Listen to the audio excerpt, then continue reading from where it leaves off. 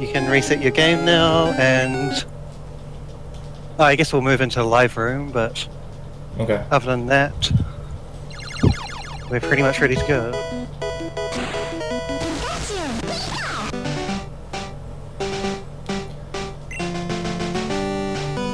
Ryzakin is still in here. Can you leave, or should I just move you out?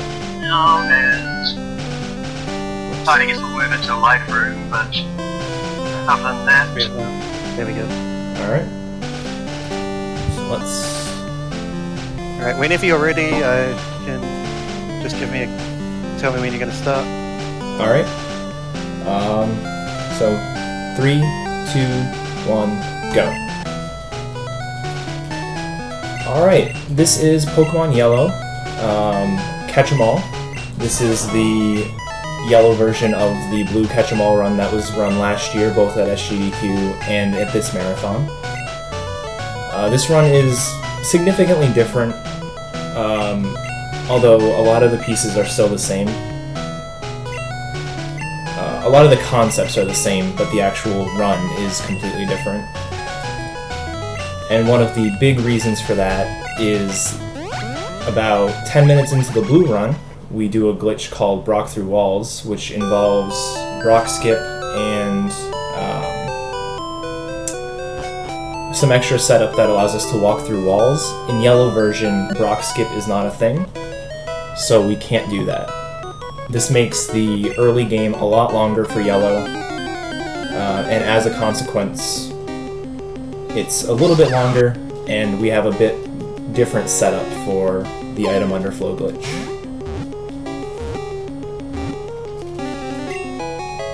Yeah, it's still the same base underflow glitch, but we need to get to a point where we can actually get item duplication longer. Or we can actually get item duplication in place. Right. This follows the same basic premise of the blue Catch 'em All run, where the first part of the run is essentially the no save corruption speedrun, except we just do a bunch of stuff after. In blue, that no save corruption speedrun part takes about 20 minutes, and in this it's around 30 to 35. You may have noticed I have a save file on my cartridge. This is just for a backup in case there's a certain part around 15 minutes in that can take a very long time if you don't get it first try, and having the backup save just in case, so we don't go overestimate. Throughout the run, I'll be updating the Pokédex counter on the left side of the screen. In chat, if you see me miss a Pokemon, please let me know. I am very bad at marking my Pokemon.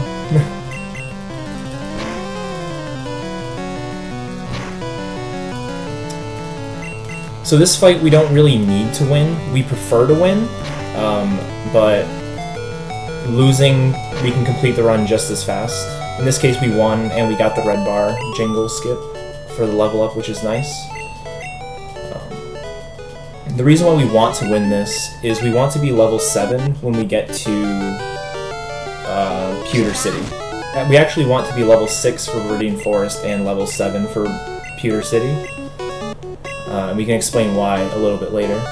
But doing this allows us to be level 6 for Viridian Forest, and then if we kill one wild encounter, we'll hit level 7 after Viridian Forest.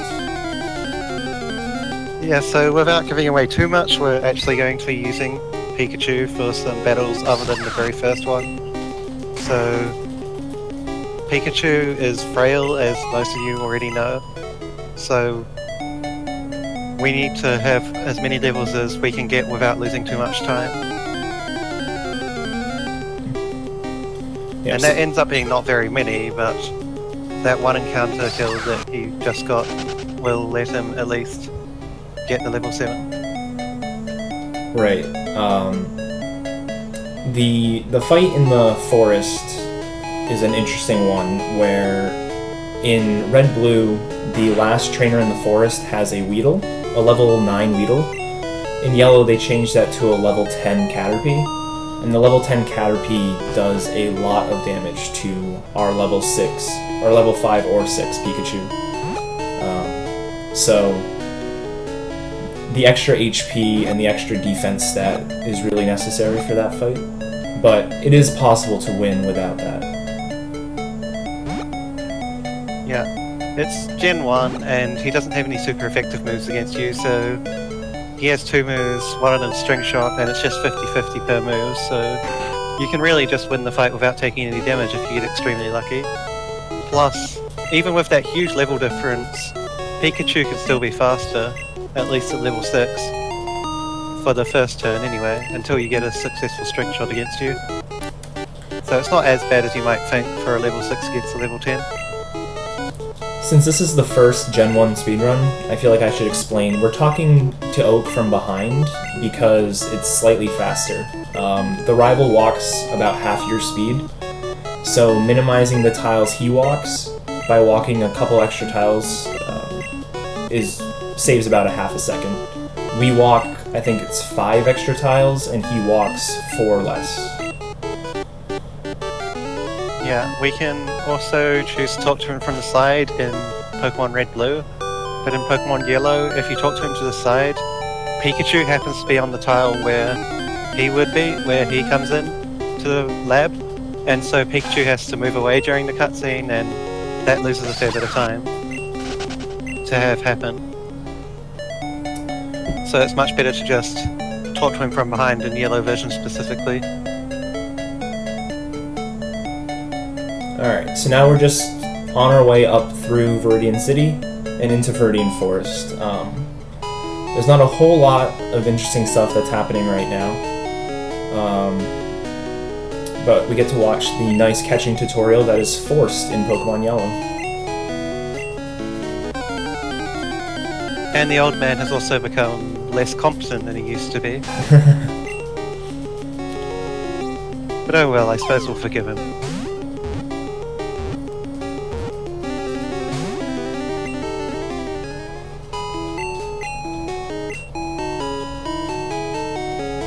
Alright, we're gonna grab this potion from the tree here.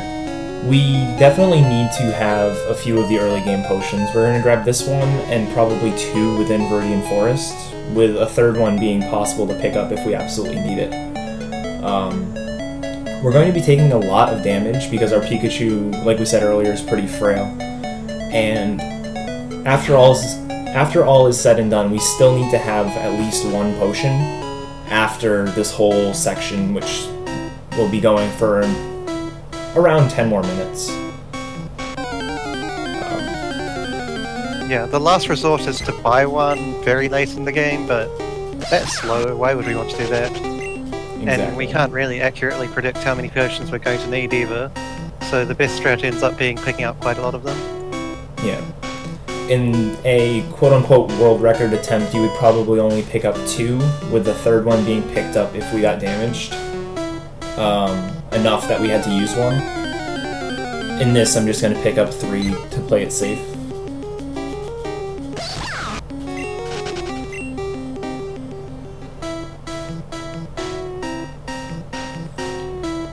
Every encounter here wastes time. We don't have Pokeballs yet. We could have bought them in Viridian Forest, but later in the run we're going to have Master Balls, so trying to weaken something to catch it with a Pokeball is much slower than just catching it with a Master Ball later.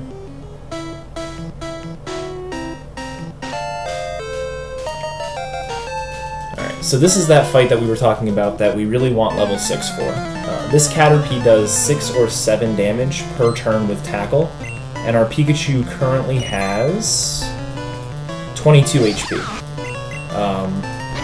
That's actually pretty high, which is nice. The Caterpie also takes 4 or 5 turns to kill. Actually, 5 or 6 turns to kill, sorry. So we really want to... I'll play it safe in Potion here. We really want to win this fight. The more string shots we can get, the better. And if we paralyzed the Caterpie early in the fight, that would have been really nice, but overall this fight wasn't too bad, and I wasted a potion, which is good. Oh well, it's certainly better than dying in this scenario. Yeah. If I die here, I have to go... Because I didn't heal in Viridian City, I would have to come all the way back from Pallet Town and just try again, just to probably die again. So we hit the level 7, and this is going to be really nice for a fight that's about to come up.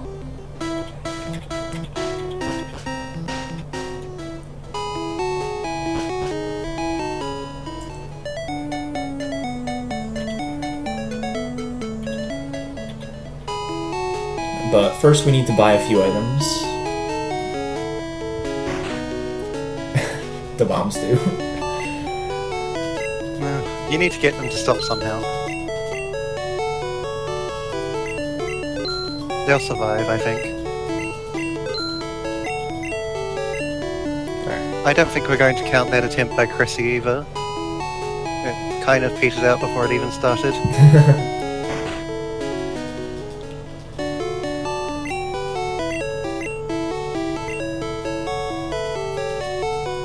Alright, so we bought a bunch of Pokeballs, a couple escape ropes, and an antidote, and now we're healing in Pewter City. We're healing in Pewter City because this is going to set this as our spawn point. When we die or teleport or use an escape rope, we'll end up back in Pewter City, and this is very important for this section here. So now I'm going back through the forest, which might seem a little odd, but this is where the red-blue version of Catch-em-all and the yellow version really differ. Because yellow doesn't have Brock Skip, we actually have to go through the game as normal, or as close to normal as possible. And with our little Pikachu, it's not very nice to do. If we were just using our Pikachu, we would probably take closer to an hour to get to Misty, where with... I don't want to spoil anything, but with a certain Pokemon, we'll get there around 30 minutes. The yellow forest is different than the red-blue forest as well. In red-blue... Alright, looking for an encounter there, that's very important. If I didn't get an encounter here, I could have gotten an encounter on a very bad tile to get an encounter on. Alright, so we'll do that. Anyways, to finish explaining the forest, yellow forest is a bit different. In red-blue, there are tiles that don't yield encounters, even though they're grass tiles. In yellow, those are taken away. And in yellow, the encounter rate is upped. So you get an encounter basically 1 out of every 10 steps instead of 1 out of every 25. So what I just did there was the first glitch of the run. And we call it Trainer Fly. Basically, we walked in front of a trainer with a max range sight and escape roped away. This puts the game in a really weird state, and this is the fight that we really want level 7 for.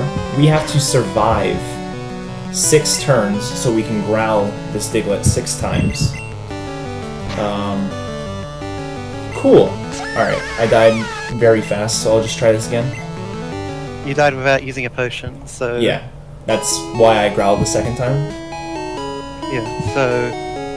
he gets basically unlimited tries at getting this to work as long as he still has potions left. Yeah. And this is where having the backup... I didn't have to walk like this. Having the backup save is really useful. We have to... There's 2 parts to this that anything can go wrong. This first one, we have to get 6 growls off on this Diglett. We need to get this Diglett down to an attack stage of 1. Every Pokemon's attack stage starts at 7. And by getting it down to 1, we're going to influence the second part of the glitch. So, like I was saying, Trainer Fly puts the game in this really weird state. The game sort of thinks that we're in a battle, even though that we're not. And the only way to end this state is by having a trainer battle and having that battle end. So once that happens, when we go back to the area that has the trainer fly set up on, the game still has a battle stored there and is going to start a battle, and the battle it starts is based on certain characteristics of the last Pokemon that we fought in a battle. The type of Pokemon that appears is going to be dictated by the special stat of the Pokemon, and the level of the Pokemon is based on the attack stage. So now that I've got the Diglett's attack stage down to 1 and I've died, I can go back to the forest, and we're going to see a very familiar Pokemon, Gengar. So this is the second part that things can go wrong. We have to catch this Gengar, and the first thing that can go wrong is Pikachu can critical hit the Gengar and kill it. Pikachu did not crit, so we are able to throw Pokeballs at it. Second thing that can go wrong is Gengar can just not get into the ball. Gengar is about a 10% chance to get into each ball, and we got its second ball. That's awesome. So we've reached the point where we don't have to use the backup save, That's which awesome. is obviously the preferred outcome, but fairly unlikely, so be glad you got to see it happen. Yeah, that's... I was setting up the backup save last night. I either critical hit or didn't catch 9 Gengars in a row. Okay, that might be going a bit far for bad luck, but That was things really like bad. that do happen. Alright, I got Sand Attack, so I'm not going to kill this one. We needed to get the Gengar down to level 1 because there's an interesting glitch in this game called Experience Underflow, where a Pokemon in the medium-slow experience curve, when it's level 1, actually has a negative amount of experience just because of the way that the formula works. And the game doesn't store this as a negative number. It doesn't know it's a negative number. It thinks it's actually a very high positive number. So the Gengar has about 1 million experience, which means if we get a small amount of experience, enough that we don't overflow back to 0, we're able to level up to level 100, and now you know why we backtracked through the forest. Yeah, there are other ways, obviously, to get past or get to the point of the game where we would need to get, but to get to after Mount Moon, which is the point we need to do basically glitchless, Gengar is by far the fastest way. Nidoking comes close, like glitchless Nidoking if you get extremely good luck, but Gengar is still by far the best option for a glitch speedrun. Right. So we're backtracking through the forest again. We're not going to catch ourselves a second Gengar, but we do need to catch something else using Trainer Fly. So we're going to set up another Trainer Fly and then sort of leave this area for the time being. I'm going to save here. I got an encounter on a tile that would prevent me from getting an encounter on the Trainer Fly tile, but I'd rather just have this save in case something crazy goes wrong. Peace of mind, yeah. Yeah. That can be valuable. But not getting paralyzed is nice, Yeah. because it does let you keep the item for later. Or Right. So now we does do. it matter actually? If you get paralyzed, we have to buy a paralyze heal. Oh, yeah. So now we do actually have to beat Brock, and the reason we're fighting this optional trainer is because when we're in that Trainer Fly state, you can't talk to any Pokemon, anything. You can't interact with anything, you can't open your menu. The only thing you can interact with is actually the PC in Pokemon centers, or if you walk in front of a trainer. So we have to fight this guy first, sort of reset our game back to a normal state, and then we can talk to Brock. Yeah, if you might have noticed that the other thing he said he could have done is talk to the PC. if you talk to the PC and save and reset using the change box, then you can start actually interacting with things, but you'll just get a soft lock when, I think it's when you walk in front of the first bug catcher on Route 3. The Yeah, game will just crash. yeah. The game is expecting a trainer to be walking to you. That's why I didn't just walk directly in front of the junior trainer in this gym. If you walk in front of somebody directly right after doing trainer fly, the game locks up and you have to reset basically. Alright, so now Brock's down. Only like 3 minutes behind Glitchless.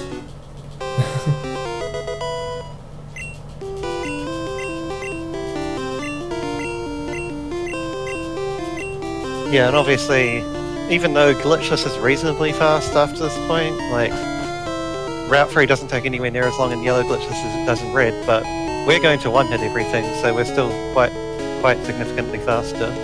Right. So we do catch up to Glitchless by the time we're finished with Mount Moon. Yeah, because the only fights we're really doing are these low-level fights. Either Lick will kill everything, or the things that Lick can't hit because it's a normal type, Nightshade will kill. So we're pretty much set for this part. The only time I wouldn't kill something in one hit is if I Gen 1 miss, which does happen, but that's pretty unlikely. And I don't think there's anything that actually matters if you Gen 1 miss it, even in this run. We don't fight anything with Sand Attack, Right. at least not before the item underflows, so there isn't really a chance of it cascading into something much worse. Right. The Rattata on Short Sky and the next fight can use Quick Attack, but again, Quick Attack's a normal type move, and Gengar is Ghost type, so it doesn't matter. It just wastes a little bit of time because of the text. But you'd also imagine that even if he did hit you and it did damage, it would be about 2 damage, Yeah. because you're kind of level 100 and he's level 11. Right.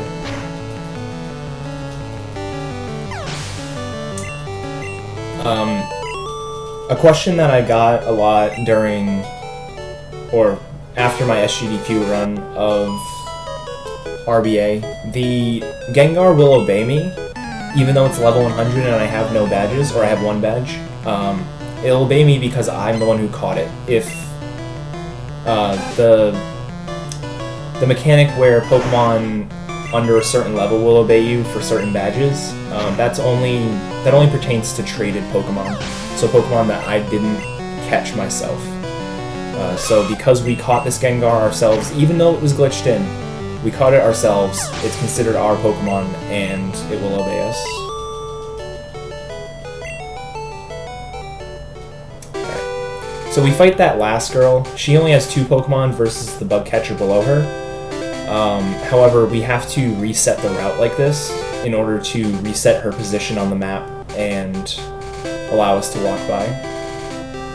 It's the same thing. Yeah, Yellow Glitchless does the same thing. In Red Blue Glitchless, you would fight the bug catcher, usually because of the experience, not necessarily because it's faster. You can see that the girl was just completely blocking our way, and if we wanted to go through the route after beating her, we would have had to fight the guy as well, which would have been a bit of a waste of time. Red Blue does indeed fight the bug catcher, mostly because of experience, like you said, but I think also a little bit because the Lass would be quite risky to fight with such a low level Nidoran. That's like kind of another Short Sky in a way. With level 15 Nidoran that Yellow has in Glitchless, you can just one-hit the Rattata and be done with that. Right. So now we're just continuing on to Mount Moon. We don't need to take the center here because we have plenty of PP, obviously nothing has damaged us, and we actually don't want to take the center there. If we took the center there, this run gets significantly harder. And we can explain that in a little bit. But basically, I need to not heal at a Pokemon Center from now until after we beat Misty after we beat Misty, we need to do something that having our hub in Pewter City really matters for. Yeah, if he had healed at Mount Moon, he would have had a decently long walk to do after Misty, and he would have also had a very small chance, not very small, but small chance of the run ripping as well, if he got an encounter on the way back. But as it stands, we don't heal at Mount Moon, we don't heal in Cerulean, and we go straight back to Pewter. Yeah. Once we do our little trick. So any encounter I get in Mount Moon here, I'm not going to try to catch. Same as before with Viridian Forest, catching something here would just be slower than catching it later when I have Master Balls. Also, this Mount Moon is being really nice to me. There are some marginally valuable Pokemon here, like Clefairy, which he just ran into a little bit ago, which would save a tiny bit of time if he was able to catch it first ball, but he doesn't really have any good way to weaken them anyway, and the chances of being able to catch it with a single Pokeball are way too low. Also that double Clefairy though. I know. The level 13 Clefairy he ran into first is the 1% encounter, and the level 11 one is slightly more common. Yeah. In yellow, Viridian Forest has a 1% encounter of Pidgeotto, and if you get the Pidgeotto when you're a Pikachu, that's really bad. You usually can't run away, and you can easily die. When I was setting up my save file for the backup, when I was looking for an encounter before the Trainer Fly to activate the 3-step rule, the encounter I got was Pidgeotto. Luckily I was able to run away, but I was like, this is the worst luck ever. To put it in perspective, if you were to put Pikachu into your lead in Mount Moon, he'd still be able to run away from most of the encounters you get in Mount Moon. That's just how fast level 9 Pidgeottos are, Yeah. and how devastating they can be. But luckily it's only 1%, so it doesn't usually show up. We are coming towards the end of the boring glitchless bit. Though to be fair, it hasn't actually been purely glitchless, but it might seem that way from what we're doing, apart from the whole level 100 Gengar part. I'll grab the best fossil. Also, I don't think I've ever seen that Pikachu jump animation. That's kind of cool. Yeah, I think even in the lab, if you accidentally talk to Oak from the side, he just moves out of the way instead of jumping. So there's something new.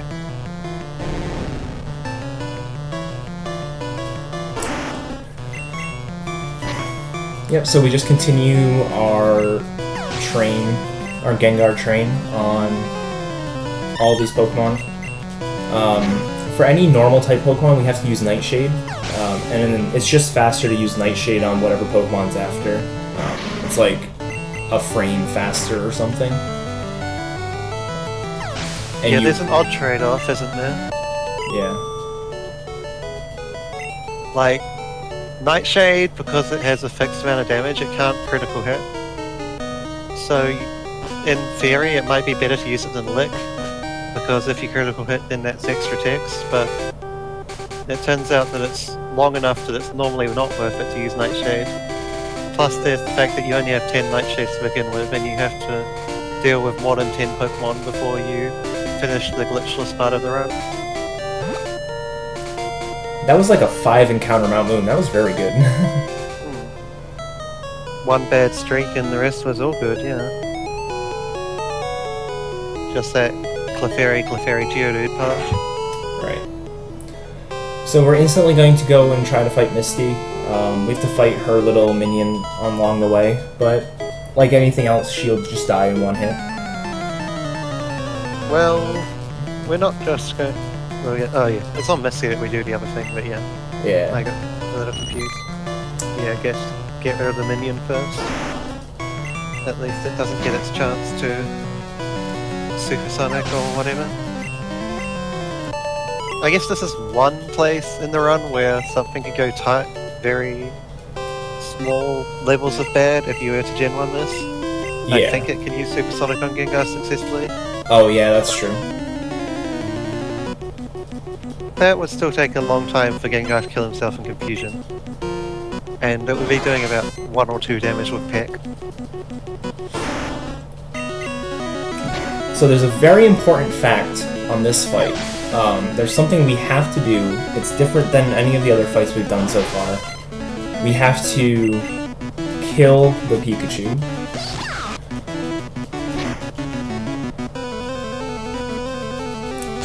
Poor Pikachu must make a noble sacrifice. It's so heartbreaking to hear it cry. I wouldn't say this is the only time that you hear that, because in Yellow Glitchless, losing the rival fight obviously works, and even in this category you can do that, but it is one of the main... It is like the most consistent way that you'll hear the Pikachu cry of death. Alright, so now that we've beat Misty, we have to be very careful with what we're doing. We need to not get into another Pokemon battle, wild or trainer battle, until we get back to Viridian City, or Viridian Forest. And the way that we do that is we've killed our Pikachu, we deposit our Gengar, and we try to walk. The game yells at us and says, "You have no more Pokemon." And now we're back in Pewter City. I can swap the potion down. This is also the point in the run. If you are wearing headphones or you have a dog in your room, I would turn down the volume now. Or take the dog out of the room. Yeah. Serious warning though, That's this is not joking. really annoying audio.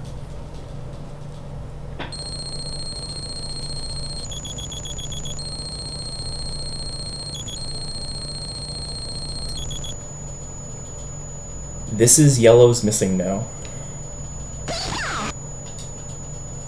Yes, that is a foul creature. Alright, it hit bind, that's good.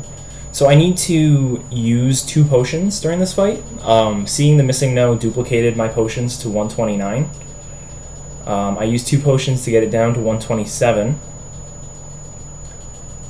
And then we catch the missing no, which counts as a not a Gengar, a Rhydon. And then we save the game, reset.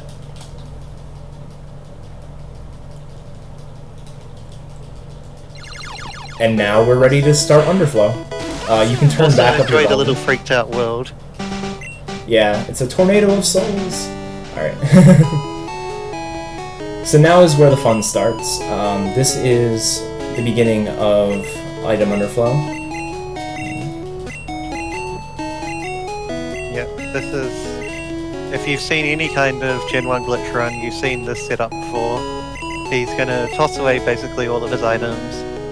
When he's down to just the items at the top of his inventory, he tosses away all but 2 of them and then combines them. And that's tricking the game into thinking that he actually threw away more items than he really did. And he takes his inventory all the way down from 6 items to -1, using the power of stacks of 255 items, which the game has no idea how to deal with properly. Yep, and so now I'm in Vermilion City.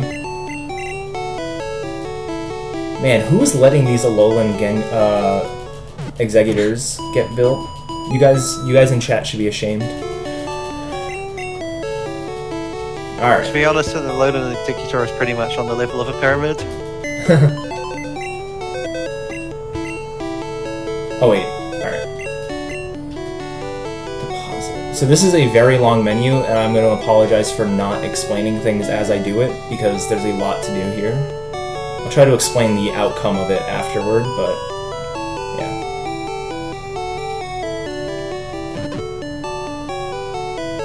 We are just gonna restart because I double inputted on a scroll. Alright. Luckily we just saved, so it's okay. We're good. Pretend the last, like, 2 minutes didn't happen.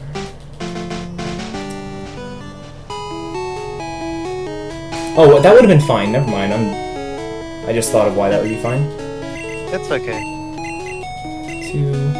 We had a really smooth start, so we can deal with it. In the meantime, enjoy item underflow for a second time. What is with the Alolan Executors and being successful? I know! Oh, I see Keysron's in chat. Hey Keys, we have instant text.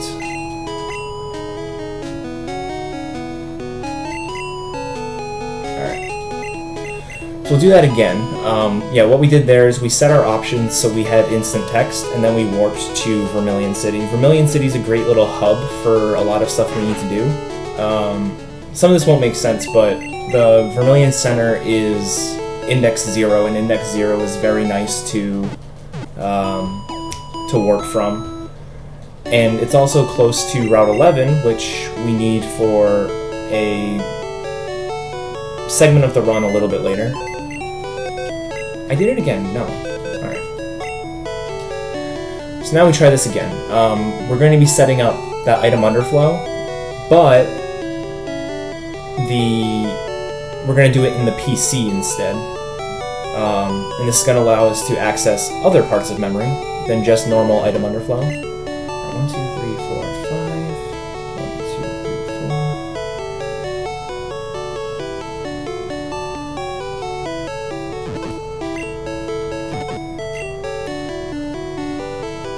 By the time he gets item underflow in one of the pockets of the bag, it's very easy to get in the other one because you have basically free reign and access to as many stacks of glitched items as you need.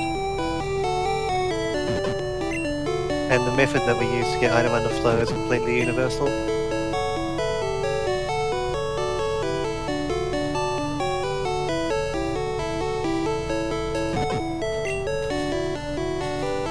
Alright, so 1, 2,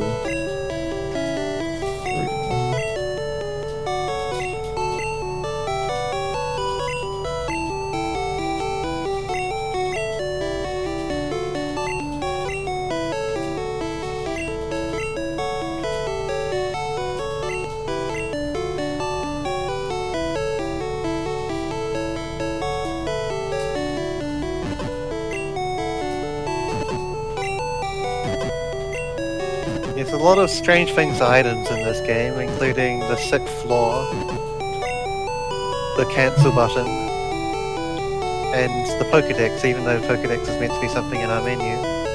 Yeah, so what we did during the deposit menu was basically get ourselves a lot of items that we needed, and we also changed our warp end index, so we're going to end up at a different place when we walk outside. What we're doing here is we're going to set up we're also going to set up our coin case to have a lot of coins in it. So that's what all this menuing is doing. It's very important that we do it, because it allows us to do a lot of things really fast.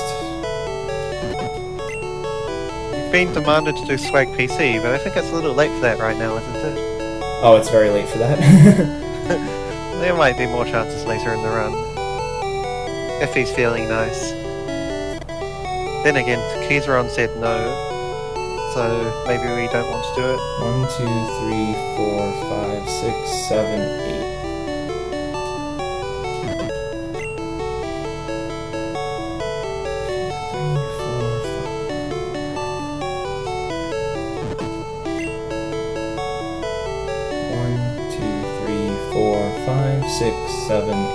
9, 10, 11, 12. Alright, that monster menu's done. We have one more monster menu to do.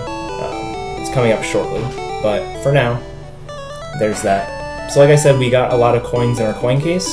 That allows us to get Porygon and Pinsir. Porygon costs so much in this game that we actually have to set up that glitch again to get the rest of the Pokemon. It's really annoying, actually. Also, I know I'm not marking Pokemon right now. I will. There's a certain time I'll do it. Don't worry. The alternative to doing this glitch again to get the rest of the Game Corner Pokemon would be like 50 seconds per Pokemon at least, so it's still worth it to go out of my way to do this, even though it is. It might seem slow at the time. Yeah. Something else I want to bring up now. The route I'm using is different than the current world record route. And that's mainly because the current fastest route for this is not a very good showcase. It's essentially get any Pokemon you can't get using a certain glitch, and then do that certain glitch for around an hour, and that's the whole run. Not very fun to watch, not very fun to run. So this run showcases a little bit more with the downside that it takes a little bit longer. So if you were to go to speedrun.com, you'd see the world record would be just under 2 hours. This run should take probably 2:20 to 2:30. I need to do stuff on floor 2. Alright. Yeah, the big shopping trip is happening right now, and I need to scroll down. Okay. there's a bunch of items that he can get at Celadon Mart that he can't really get conveniently through glitches, at least not at the same pace he could by just buying them. So this part actually involves buying items, deleting the item underflow for a bit temporarily, but then restoring the item underflow with a full inventory of useful items from Celadon Mart. So he'll be spending the next couple of minutes going through that process. Buying all stuff like evolution stones and a few other miscellaneous useful items. Yeah. Another thing I'm doing is I'm buying specific quantities of items, and this is so I set my money up to be a certain value. We need the value 76 to be in... We basically... Alright. I'll explain it once I get it. So the thousands and the hundreds column says 76 now. That's what we needed. Alright, so this... So now we're just going to set up the item underflow again. 2...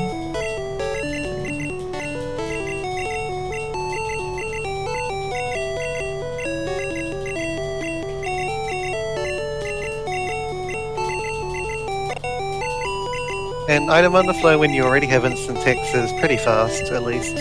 So we don't have to sit through what would be a significantly longer process. Coin case, good.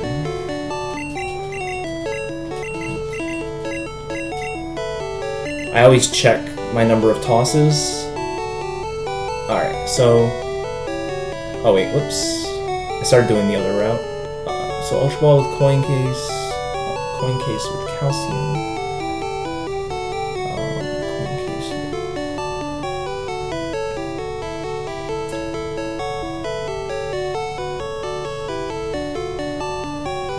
Yeah, the Pokemon marking will probably catch up pretty soon. Yeah, there's a point where I'm going to evolve a bunch of Pokemon. I'll do it then.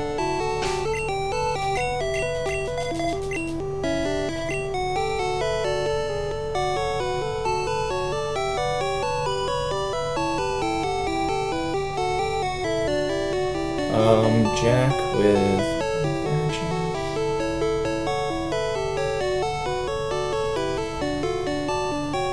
So again, we'll explain what's happening here after. Oh wait, not yet.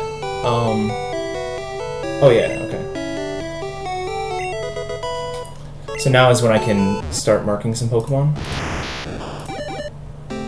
If you saw the SGDQ run of reverse badge acquisition by Eddaket, then you might recognize some of what's going on.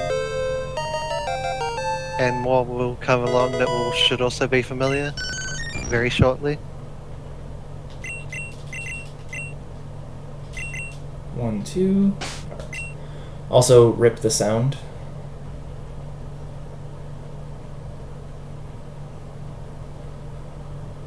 Yeah, doing certain things in the underflow menu will cause the sound to vanish, but at least it's not producing the same kind of sound that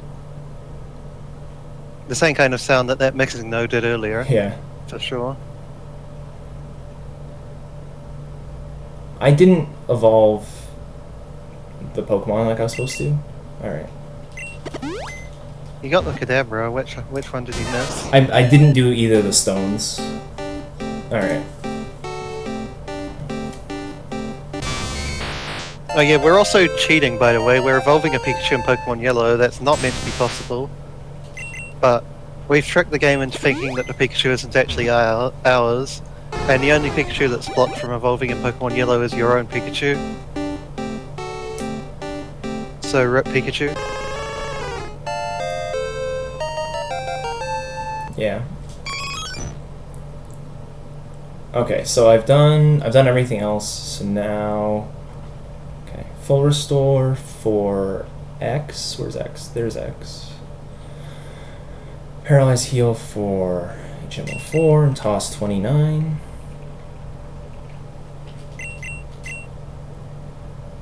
And then this X for this, toss all but 19.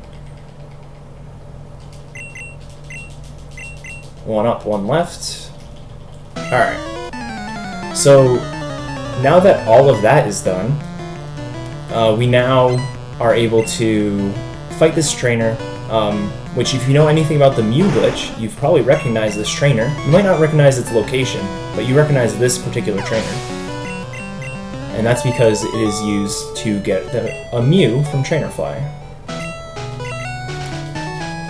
One of the things we did in that menu was change our coordinates, change our connections, change the map, change a bunch of stuff. Alright, so now we're going to deposit all of our Pokemon and change box. Box space is very important in this run. You have to make sure that you aren't changing box too often because it wastes time, but you need to change box often enough because each box only has 20 Pokemon slots. And just because of the way we did that, we never have to go back to box 1. Box 1 is full of fully evolved Pokemon.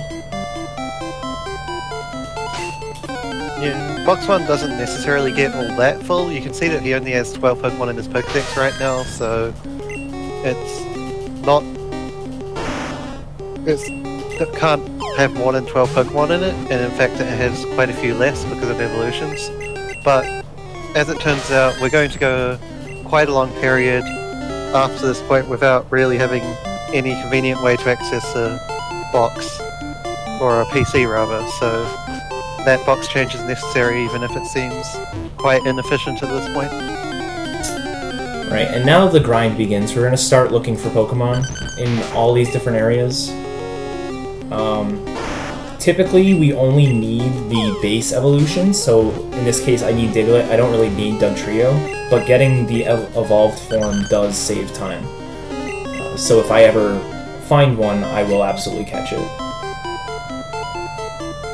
It does matter which level you get your base forms at though, because the more rare candies you have to use on a Pokemon to evolve it, the longer that's going to take, and you gotta go fast, you know? But this time he actually managed to get a reasonable level Diglett.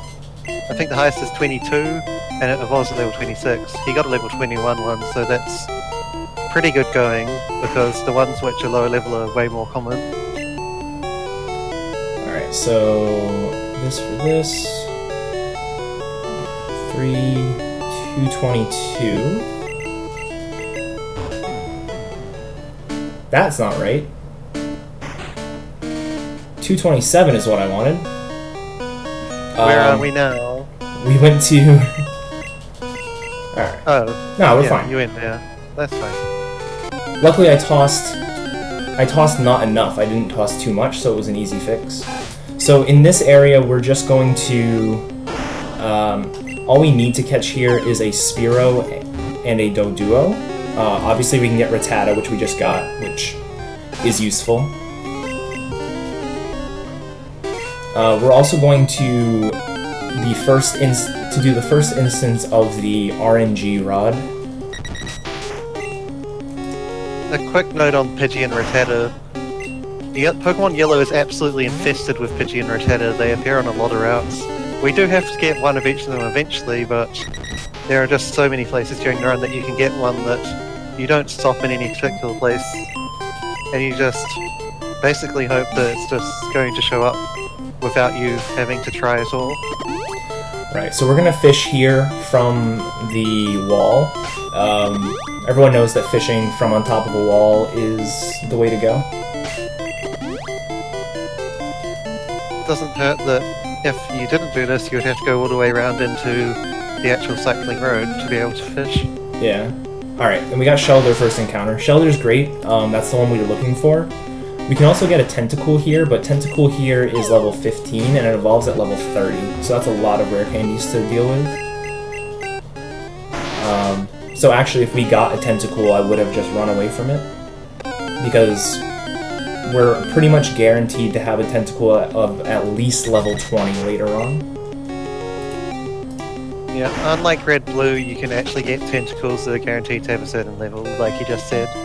In Red Blue, the only place you can get Tentacle is on the sea, and it comes at any point between level 5 and 40, but in Pokemon Yellow there are more places that have Tentacle, and they can start at a minimum level of 20, which makes the evolution a lot nicer. Yeah.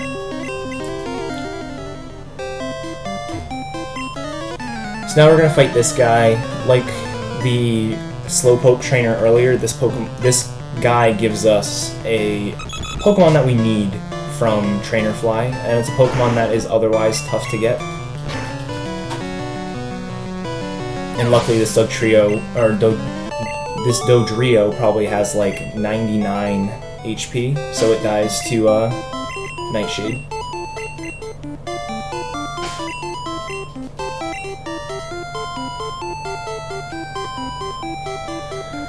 Alright, so now we're going to go to Route 18. First thing we do on Route 18 is catch the Pokemon that appears from Trainer Fly. Again, we set up a bunch of Trainer Flies in the PC, that's why you didn't see me go to each route and actually fly away from a trainer.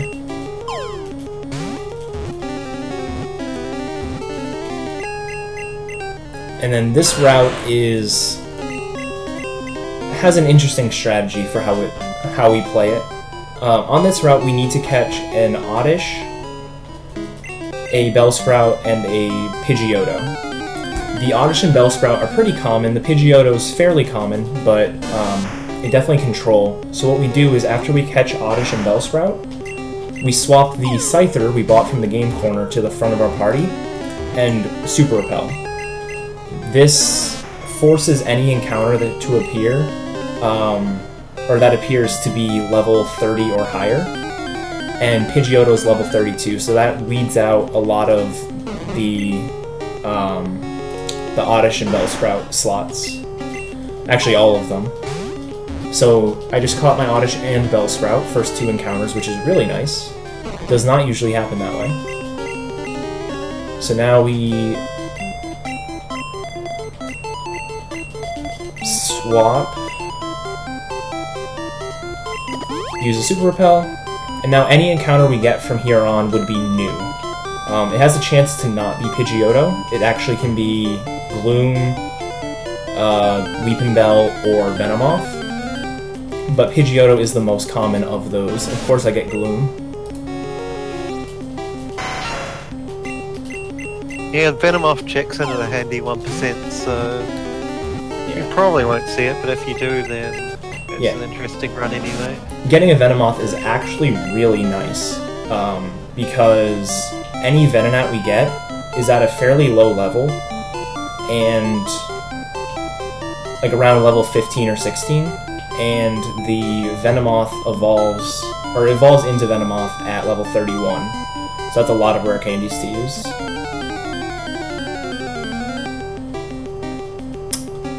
Wow, double Gloom.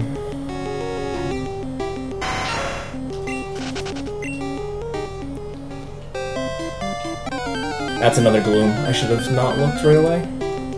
That's a bit unlucky, but at the same time, he did get reasonably kind of luck up to this point. Balance the probabilities, got to have some trolls. Yeah.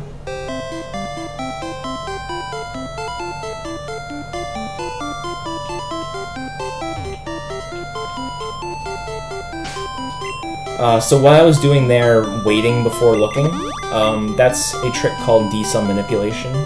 Basically, without going into too much detail, you can predict what Pokemon will appear based on the time since the last encounter and what the last encounter was. So I knew I had a Gloom, so if I got another encounter pretty quickly, it was probably another Gloom. So waiting like I did was beneficial. Also, if you see me do random movement like that, blame my controller. So here's our Pidgeotto. We're able to catch this. This is definitely beneficial because Pidgeot comes in at level 36, and evolving a Pidgey from level 18 to level 36 is a nightmare.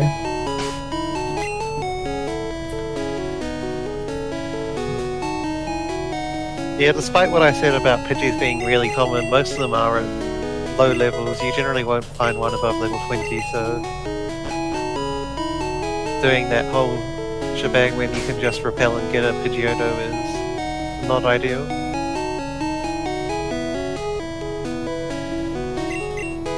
Alright, so now we're going to warp to Seafoam Islands. We still have a repel active, which could come in handy. If we get a encounter, there's a very good chance it is a Tentacool, and a Tentacool above level 30 means it evolves in one rare candy. The other surfing encounter we can get is Staryu. Of course I get the Staryu. But that's okay, we need to catch a Staryu anyways.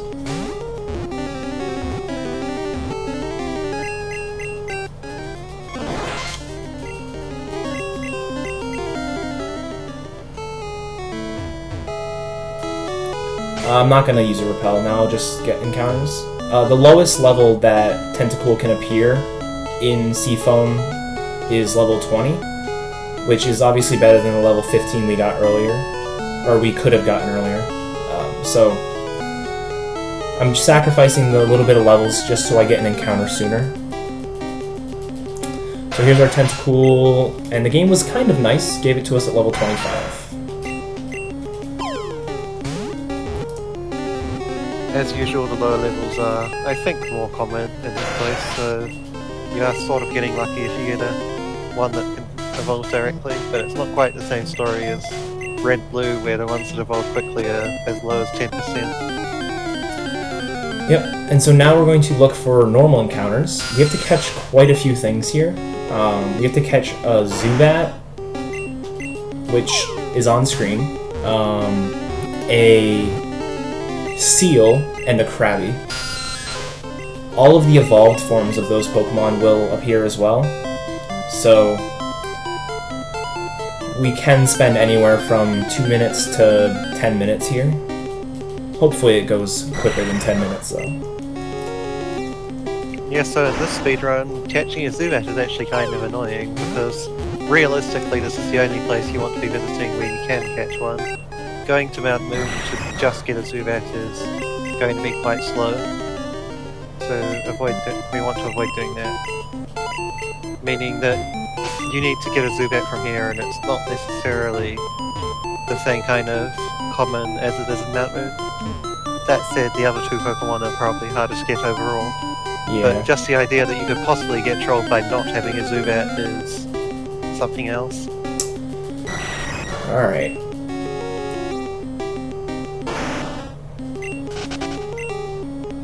One, two.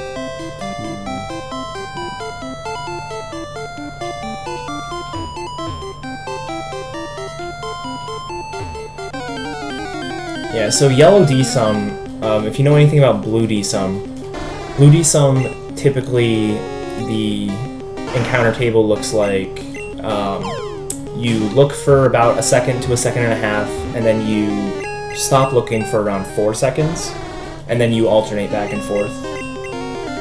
For yellow, it's a bit different. You actually, that was really lucky. You typically look for around 3 seconds, and you stop looking for about 10. So missing a D-Sum cycle is pretty detrimental because you have to wait a long time in order to get the encounter you want.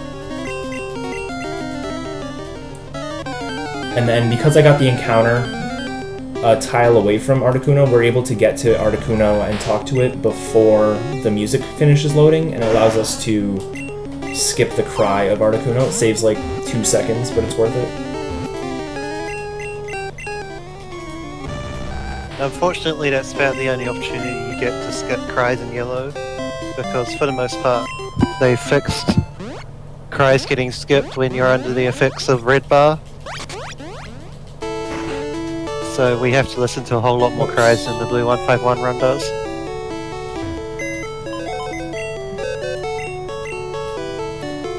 Yep, so now we're just going to deposit and change box again. This time we're not going to evolve anything, but we'll come back here later on to evolve stuff.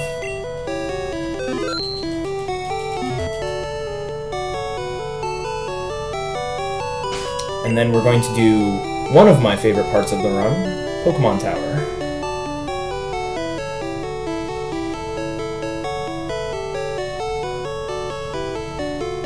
So earlier, when we were in the PC underflow, we got ourselves a Sylph Scope, and that's so we can catch ourselves a Ghastly in Pokémon Tower.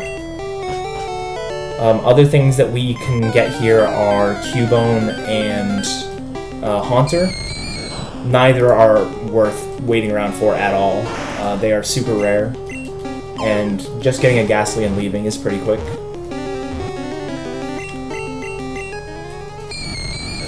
And then, yeah, so this fight is going to be a little interesting.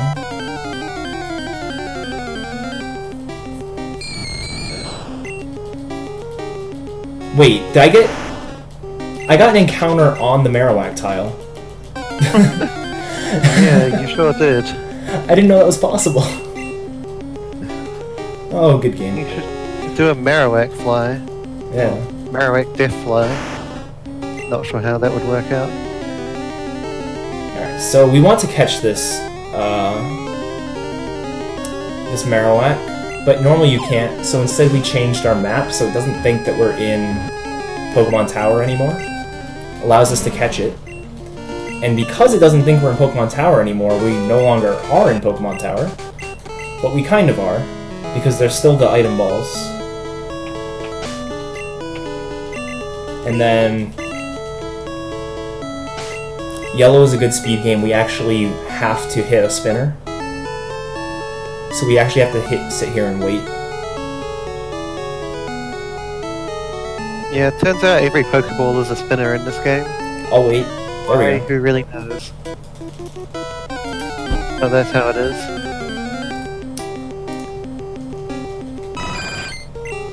Just a casual Chansey on Route 20.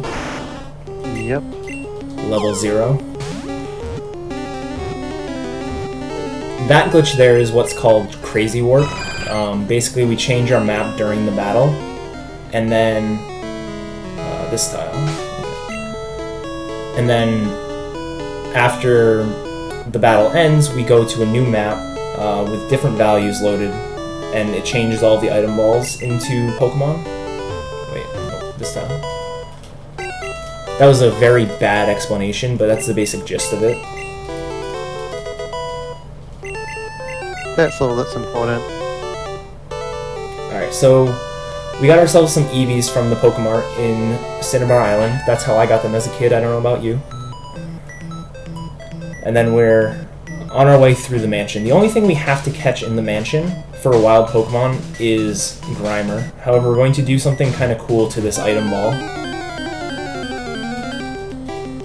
This is one of the places you can get a Rattata.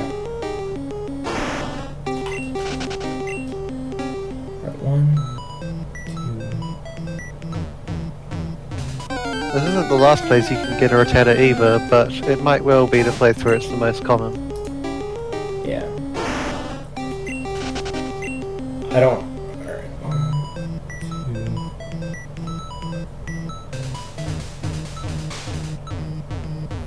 2... I'm making up D-sum as I go. I don't actually have a chart for any of this. Alright. Oh my god, another rat. Alright. So if I wait 6 seconds. 1, 2...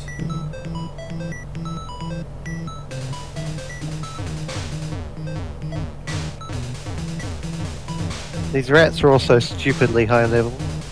There are also Raticates that you can grab here, but considering he already has a Rattata that he can evolve with one rare candy, getting Eradicate is not valuable in the slightest. I'll catch it because it appeared on my screen, but yeah, I did not want that Raticate to appear. What timing, huh? I know.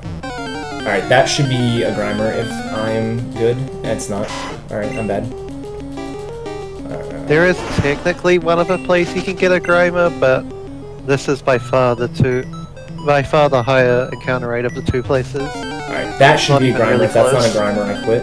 Alright.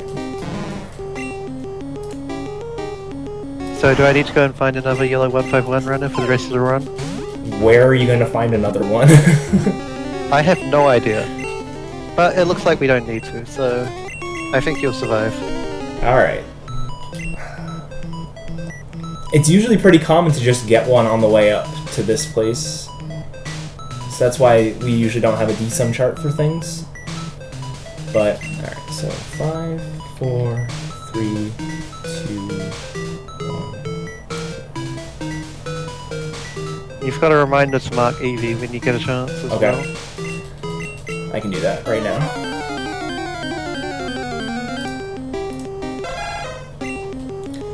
So here's the Cubone. We caught Marowak, which is why getting a level 0 Cubone isn't a huge deal. The other thing is a Cubone allows us to do an in-game trade later on, and that in-game trade is very useful. So we're done in the mansion, and now it's time for the best part of the run, everyone's favorite, Safari Zone.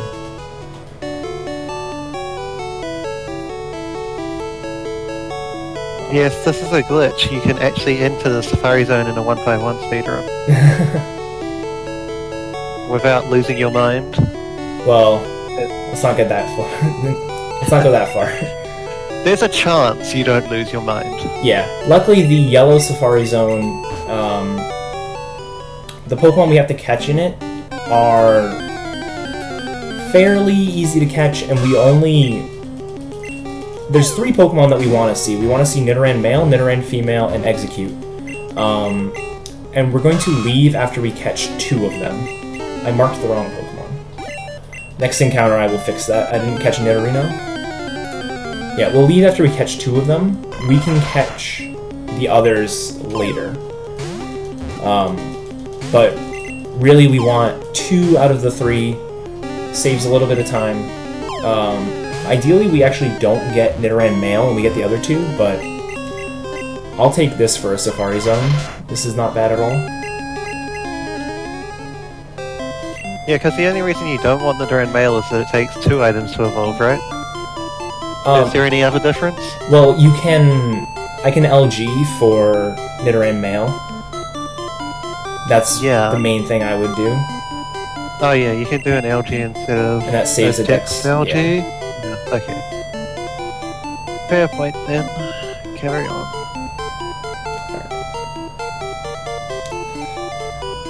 So now this is a modified version of the text pointer manip glitch. What? This one. Where we actually change our map and bring the Pokeball to us so we can catch it. And I know I have a couple things to mark. My Pokedex counter got minimized. I need to mark this, and I need to mark Golem.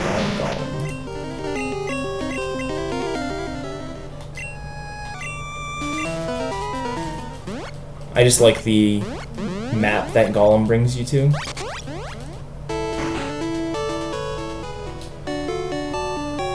This is a glitch dimension which is actually in the Rocket Underground. I think you can find a rocket there if you do the text pointer manip in a slightly different position. Oh, really?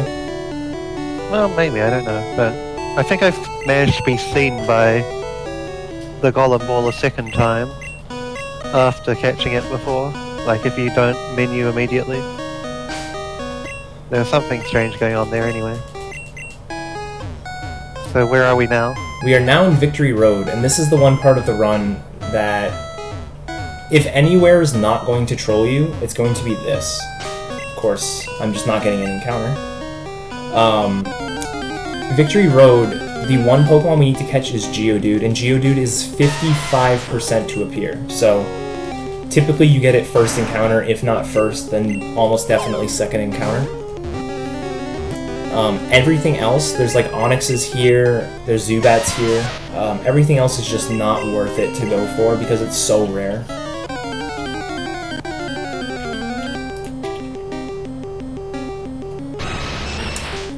Alright. So now we're going to, after we catch the Moltres, do one of the 2 long glitches in this run. And it's called LG, also known as LOL glitch. Pro tip, never let Lucky Typhlosion choose the name for glitches. Yeah, you have Lucky to thank for LOL glitch. It is, to be fair, it's a pretty accurate description of what happens.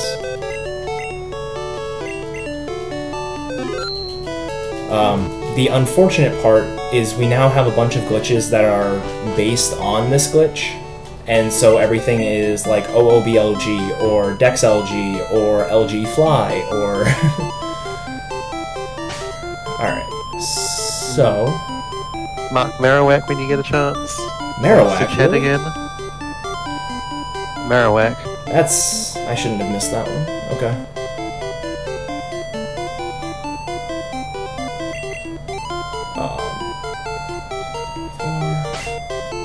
I like forgot which way to go for HP up to Old Amber. And the story behind LOL Glitch as a name is the item which we had to use as part of the glitch was called LG, and it came from what can we make as a name which abbreviates to LG? Oh, I know, LOL Glitch. There you go, there's the name. And that was that. What? Oh my god, I completely messed something up. Alright, I have a... I just changed box, so I'm fine. I swapped the wrong item down, changed my X coordinate to something where when I went to the left, or the right, I ended up on Route 12. Wow, that's impressive. Very impressive. Oh well. I swapped the Pokédoll down instead of the X. Alright. Pretend none of that just happened. I've done that twice now. We got a good enough start that it shouldn't be mattering. Yeah, exactly. HP up for Helix Fossil, HP up for X. 1, 2, 3, 4. Old Amber for Soul Badge. Old Amber for Pokédoll. 1, 2, 3, 4. Swap the X. I was confused because I used to do this on a different X coordinate tile, and the item I swapped back in was a Pokeball, not a and so I saw the Pokédoll and was like, oh, that's the right item, and swapped that in instead. Alright, so this is LOL glitch. We use 6F, we fix our map a little bit,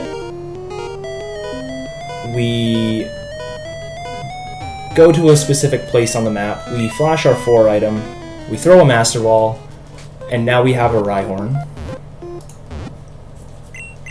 So, the encounter he got to set this up was actually a Pidgeotto, but unlike the Pidgeotto that we manipulated for earlier, that one was level 18, so catching it and evolving that one to Pidgeot wasn't really an option. But in more interesting news, he has a Rhyhorn and a Ditto. Imagine that. I marked Marowak. I have 44 marked. I have 44 according to the game. We should be good. Yes, that music when you catch Ditto is my favorite. There's actually another point in the run where there's some kind of cool music. It only happens if I go slowly during a glitch, but I will intentionally go slowly just for you guys. Alright, so here's a Pidgey. Because we don't have a Pidgey yet, we're just going to catch this one. Again, Pidgeys are everywhere, but there's no point in not catching one if we see it. The other Pokemon on this route that I can catch other than doing these LGs is Drowsy, and I really want to see a Drowsy. In fact, I'll probably sit there and look for one. Yeah, the Drowsies are roughly 1 in 4, and they come at decent levels, so they're not too hard to evolve into Hypno. Wow, she was actually in the right spot.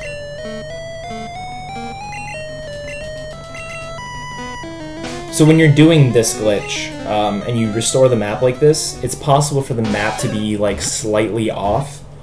You might see me go like next to a door to go into a door. So it actually throws me off when it's actually synced up correctly.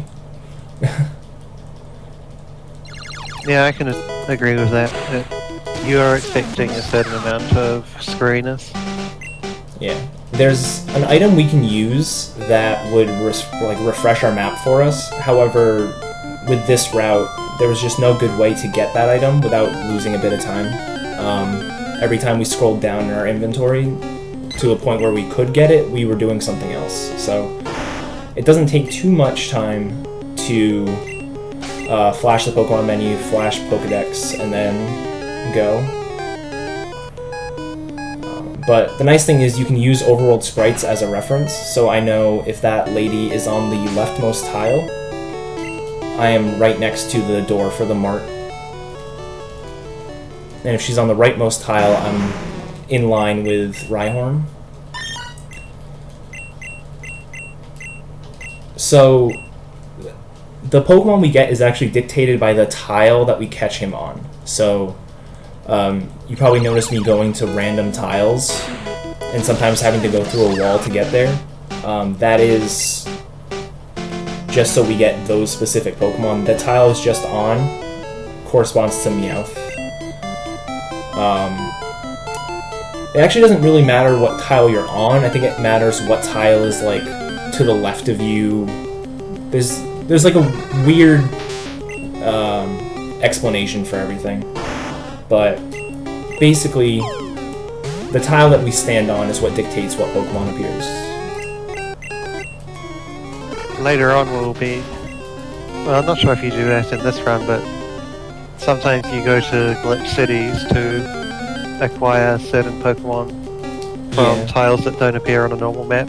Yeah, we'll be doing that for Dratini. Yeah. Well, sometimes you'll warp to random maps, and sometimes you'll create a map which gives you the thing you want. Creating a map is the thing you do for Dratini. Oh, okay. Like, instant glitch city versus just visiting glitch cities.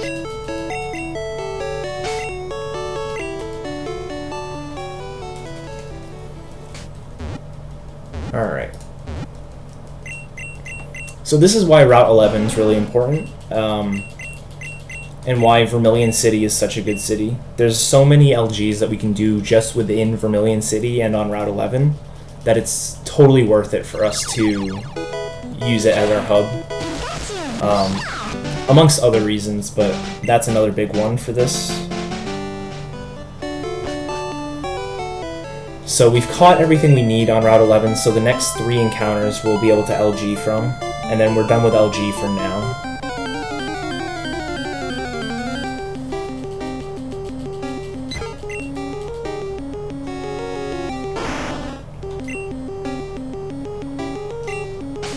If you're familiar with the blue catch-em-all run, or at least the one that existed like a year ago, this glitch is very similar to Cool Trainer. However, Cool Trainer does not work in yellow for whatever reason. Yeah, and it means that we don't have the dilemma of having to consider banning it for being a shitty, unreliable glitch, which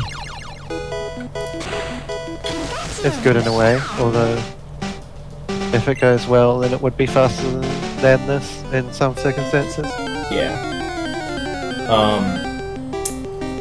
Currently the rule set for yellow and blue is different. Blue recently changed its rule set for Catch-em-all to ban certain glitches and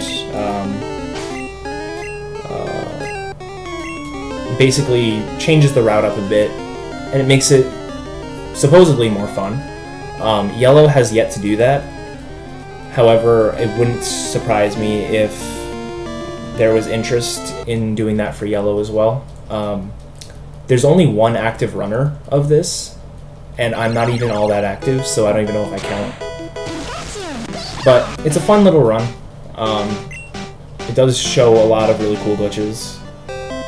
The fastest route, like I said earlier, is not very fun to showcase, but it is pretty fast. So it sort of balances out. Depends on if you want to have fun or if you want to go fast. Yeah, Yellow 151 ends up being the kind of unfortunate younger brother. It's just given attention once the people who run Blue 151 are bored of Blue for a little time being. Yeah, the 30-minute intro where you have to go through Mount Moon and catch Gengar doesn't help. So, I don't know. I enjoy it. It's got its own little charm, but it is definitely a bit of a drag having to deal with the early game as it is. In Blue, you sort of have to reset for a good time in your early game these days, but at least in theory you could start a run every single run if you wanted to. In Yellow, you don't really have that choice. Plus, it's also longer, so not great overall. Yep, so we're fighting this trainer for two reasons. One is we need to get another Pokemon from Trainer Fly.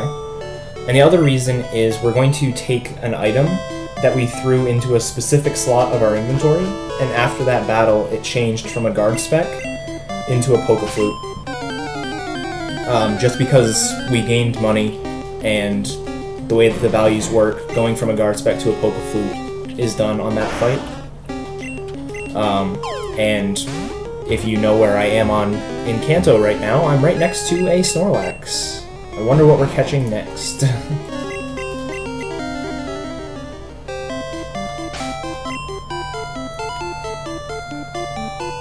So this is the money slot. It has a Pokeflute in it. We will catch the Snorlax.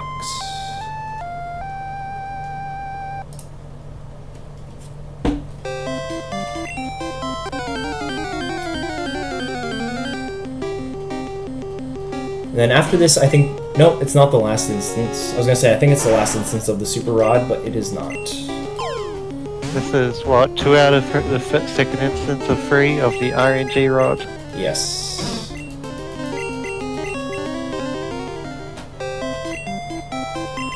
So here we can get either a Horsey or a Seadra.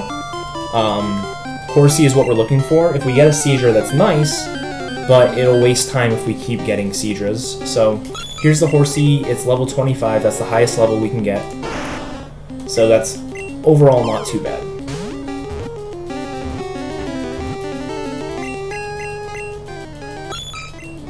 Absolute ideal would be Seadra first into any kind of Horsey, but the Seadras are too rare to bother trying to fish one out. Yeah, and there's nothing like D-Sum for fishing, so you can't even try to predict what encounter you might get.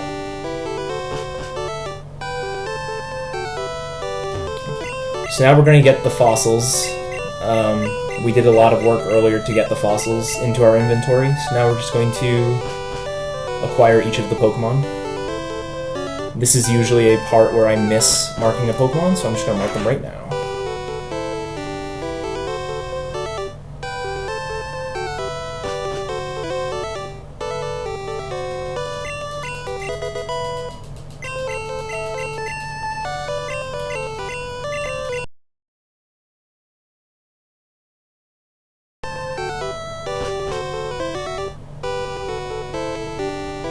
It's definitely nice that the fossils just require you leaving the building and coming back. If you had to do like a certain number of steps, this route would be completely different and you probably just wouldn't get fossils. Yeah, but if this was Fire Red Leaf Green, all you would have to do is leave the room. Yeah. So it can get even better, of course.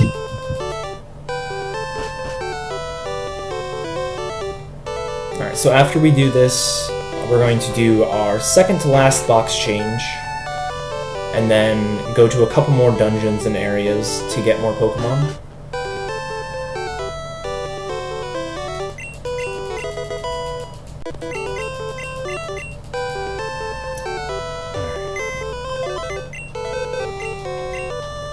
But we also have to...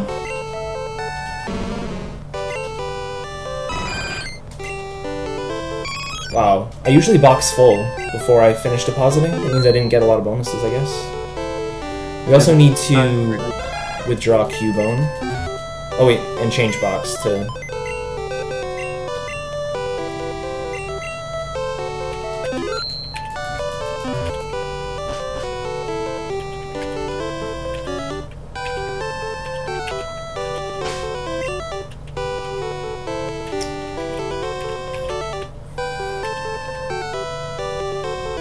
And then we go from here to Power Plant. Power Plant, only thing we need to catch here is a Magnemite. We can get a Voltorb, but we can also force a Voltorb because of the item balls that aren't really item balls in this area. So the only wild encounter we really want is Magnemite.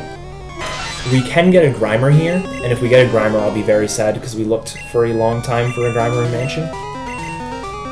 But you never want to have to come here and get a Grimer. Grimer's not overly common, but it does exist. So, there's the Magnemite. That was pretty lucky. Pretty lucky without being insanely lucky.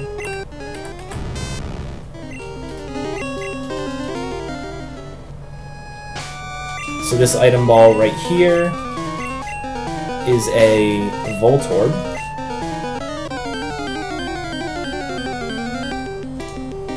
I guess we never explained what Jack was. The item in the third slot of my inventory sort of looks like a box and then an O and then another box. That's what we call a Jack item, and the Jack item basically allows us to walk through walls. When you use the Jack item, your sprite gets frozen, facing in the direction you were when you used it. And all collision detection is done based on that direction. So if I'm facing up, use Jack, and then face down, or then move down, it's going to check above me to see if I can move, not below me. So we can use that to walk through walls. Alright. Yeah, and with the unique way it works, you can get through walls of up to 2 tiles thick, depending on the situation. Yeah. And coming to Silph Co like this, you have to be very careful not to move down on this particular teleporter, because you trigger the rocket sequence. I've definitely did that in practice the other day. Wouldn't take that long to beat up the rockets, but not something you want to be doing deliberately, of course. Right. So now is when I do the 222 balls to go to Route 23.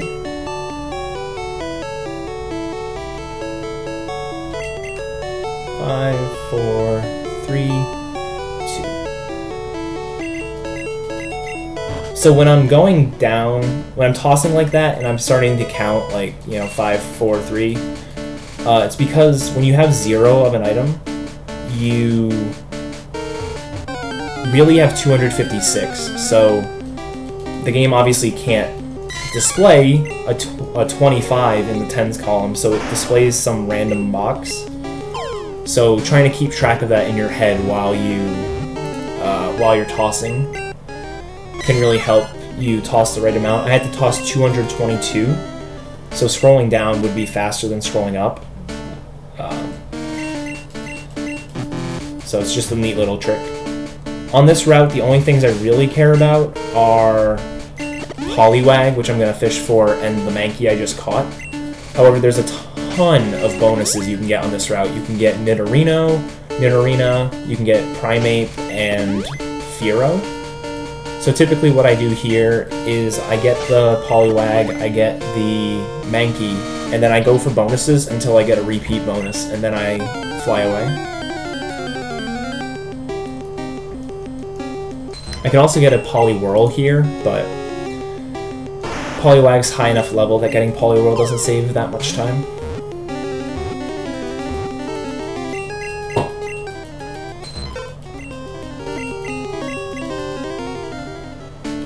So now we're going to look for encounters real quick. As soon as I get a repeat Pokemon, we're done, and we'll just fly away. Yeah, one small neat thing about Poliwag is that it evolves at level 25, so even the level 30 Poliwag is obviously a bit of overkill, but even the lowest level ones are still perfectly okay to evolve with very quickly. More marking to do, apparently. Oh boy, what did I miss? Lapras. Oh, I always miss Lapras. Always miss Lapras. Alright, I'll mark that in a second, guys.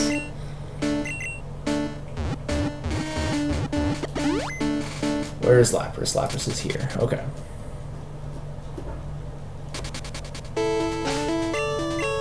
So getting only one bonus there is a little unfortunate, but we don't want to spend too much time when we don't really need to.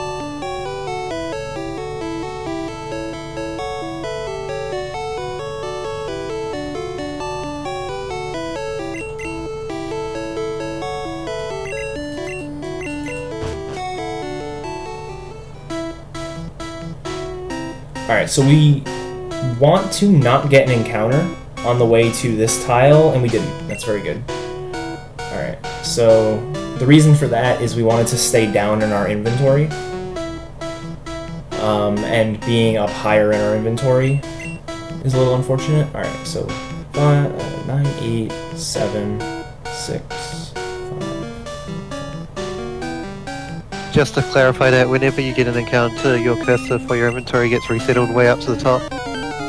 Yeah, and we had to be a little bit below the warping slot that we were already on, so being able to scroll down 3 instead of 40 slots is a lot better. Although we do actually want to get encounters here now. Now we do need to catch a... I marked the wrong Pokemon. We do need to catch a Caterpie. And there it is. Yeah. Getting a Clefairy like that is why I said that potentially a Mount Bloom one could have been faster, but it would require him to YOLO ball it and get it first try, basically. Yep, so now we're going to get one more encounter and do an LG off of it.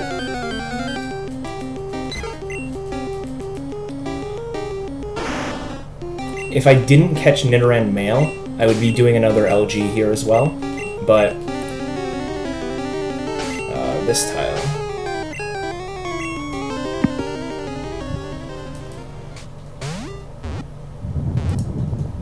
Alright.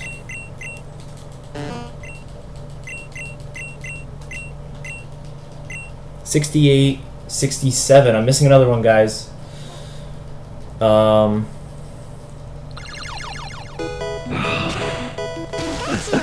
I'm so bad at this. Struggle. The eternal struggle. Did you get either of the Nidorans as a bonus? No. What was the bonus that you got? All I got was Fearow. Oh, I didn't mark Yeah. Caterpie. I just caught a Caterpie. Oh yeah, of course. Alright. Yeah, they got it. They got it before we did. Chad is too smart.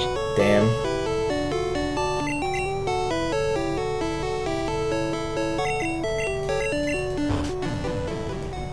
Alright, so this is why we wanted to get a Cubone.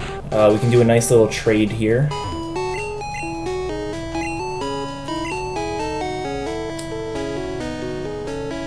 And the cool thing... In-game trades are quite slow, aren't they? Yes, they take about a minute.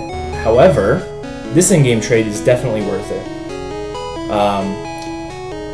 For those that don't know, this is you get a Machoke for a Cubone, and getting a Machoke from a trade does some cool things where you get to evolve it into a Machamp. So normally we'd have to do some weird glitch to get Machamp, but Yellow was nice enough to grace us with the opportunity to get Machamp actually legitimately without having a friend.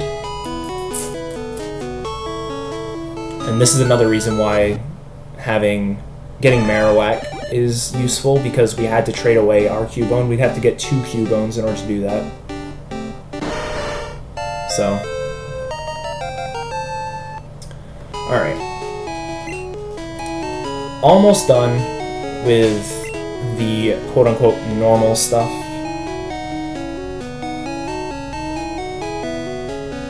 We're going to take this scary-looking item, bring it up into our inventory. We're going to go through walls. We didn't get the fresh water for the guard, so... And then we're going to defeat the dojo, the fighting dojo. Yeah, defeat. We're definitely going to finish it, aren't we? That was hard. Alright. Get Hitmonlee. We got Hitmonchan earlier. Unfortunately, you can only get one of the Pokemon here. You can't get both. So we did have to do a glitch for that. Also, I just saw somebody in chat say, yes, this is glitchless. I like you. This is the last part where I can get a bonus that's useful. So there's a 10% chance for me to get a Jigglypuff here. Getting a Jigglypuff is awesome. Never happens, but it is possible. I need to get one encounter here. Come on. Ah. That's disappointing. Has it happened to you in an actual run? Yes, it happened to me during practice. Lucky you then. I know. Oh, I did the thing again. I flashed my Pokemon instead of just going... There we go.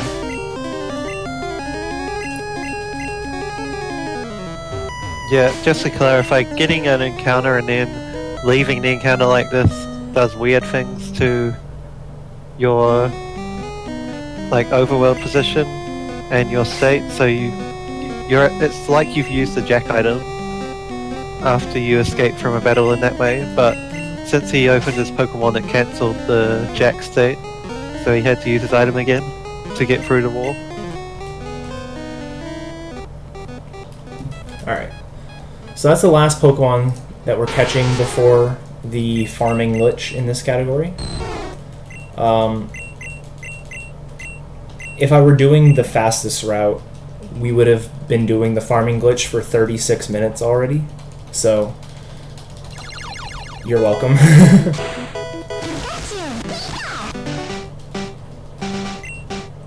This farming glitch also feels slightly less artificial than the actual farming glitch used in the fastest runs, because you're getting real Pokemon encounters at the very least.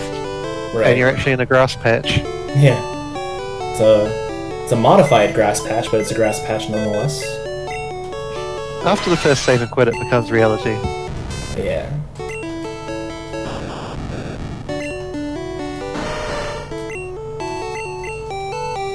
So we change box for the last time. We scroll past this item. This item is very dangerous to have in your inventory. That's why we get it so late. It actually serves the same purpose as the 4 item we got earlier. But having it in our inventory could waste a lot of time between lag and getting click items. So we just try to avoid it at all costs. Not that. Like voucher.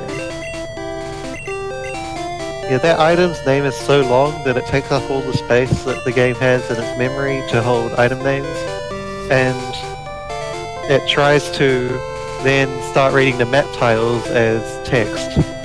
And if you have certain map tiles on screen, you'll create what's known as click items, or clicks in general, where you have to press a button to advance the text even though that's not what you're meant to do when it's in your inventory. But now we'll get to the actual glitching part, and why this item is actually useful. Yes, now we'll get to the glitching part. Before this was glitchless. Uh-huh. So one of the cool things about Yellow is the idea of a fast, soft reset. So when we save, we can instantly hold AB Start Select, and you notice that I reset very fast. The game actually saved all of its data. Like, I didn't do save corruption or anything like that. and it saves like 5 seconds each time you use it, so it's definitely worth it to go for. And it's not like it's a hard trick either. I think using a soft reset, it's literally impossible to save corrupt.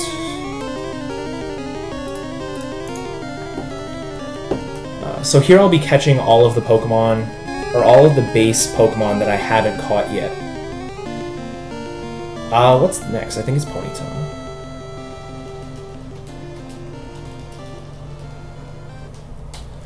This is a glitch called Dex LG. If you were wondering. Yeah, we have an item which actually brings up the real Pokédex when we use it, but you're not meant to be able to bring up the Pokédex in battle, and so after you finish using this item, the game is kind of in a half-complete state where there are still some tiles from the Pokédex left over on the map, or left over on the screen. And by then combining that with an item, the $88 item, we can turn those tiles on the screen into Pokemon to catch. Yep. Another cool thing about the way that this is routed is we have a Gengar as our main Pokemon, and Gengar is a ghost type, and every single encounter that we can get in this patch of grass only knows normal type damaging moves. It knows status moves like Sand Attack or Growl or something like that, or Tail Whip, I guess. But all of its attacking moves, every single encounter we get here, is normal type, which means we never take damage as Gengar. I thought that was pretty cool. I think earlier setups for this did not have that.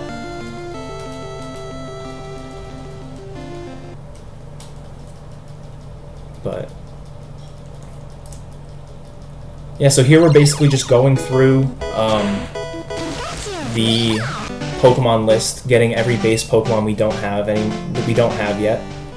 The item that I'm tossing, the TM26, that I'm tossing to the next Pokemon I need. So this is using index numbers, so right now it's set to 153. 153 corresponds to Bulbasaur. So after I do this sequence of events,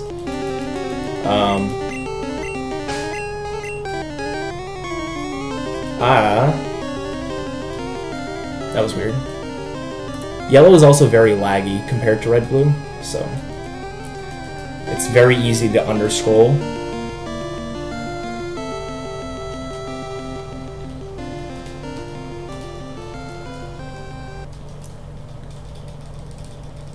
Also, this glitch here is basically the reason why my in-game time is going to be so low. Every time we save and reset, we move about 15 seconds in real time without moving at all in game time, so the in-game time for this category is laughable.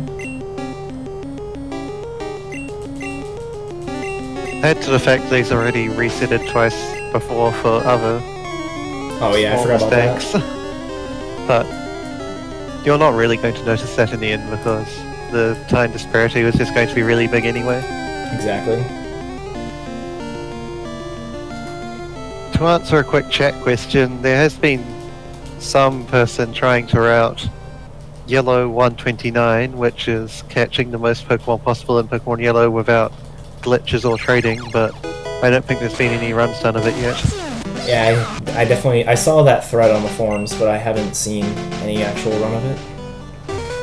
There is a 124 glitchless category, unofficial leaderboard, for Red Blue, but for Yellow there is not yet. Yellow just has the unfortunate reality that you have to grind all 3 starters from level 10 to level 36 if you want to do the glitchless run, and that's just slow no matter how you look at it, and you still have to grind Dratini all the way out to Dragonite as well. Right. And the encounter slots in Yellow are far worse than they are in Red Blue. Like we said earlier, there's Rattatas and Pidgeys everywhere. And so in Red Blue, in the mansion, you can get things like Grimer, Ponyta, Growlithe if you're in Red, I think, Magmar, Coughing. In Yellow, you can get like Rattata, Raticate, and Grimer. That's basically it. And that's just one example. There's plenty of other examples of encounter tables that got objectively worse when Yellow was made. There's also the Unknown Dungeon, which used to have 6, 7 good Pokemon in every floor, and now it's infested with Gravelers, Golbats, Gloom, and the other thing, Weepinbell. Yeah. Which really are just repeats and wastes of your time. Yeah, so I actually completely skipped Unknown Dungeon. You probably just noticed I caught a Mewtwo just now. Unknown Dungeon's not even worth a visit to get Mewtwo, really. It's just, there's nothing there that you want. The best thing you can get there is like a Rhyhorn or a Lickitung. And even then, the Lickitung is like 10%, it's not even common.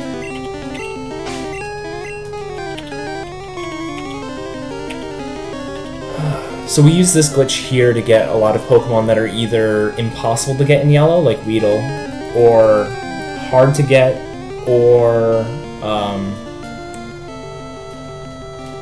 something that might take a long time to evolve, like Squirtle or Charmander.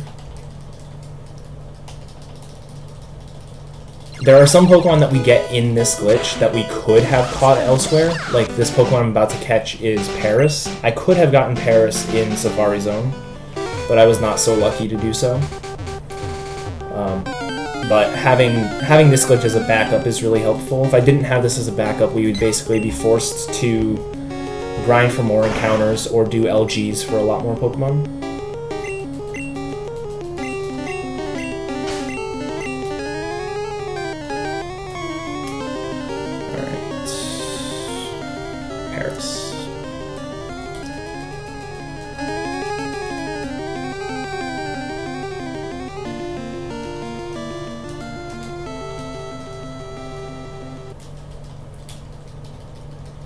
So my time's looking pretty good.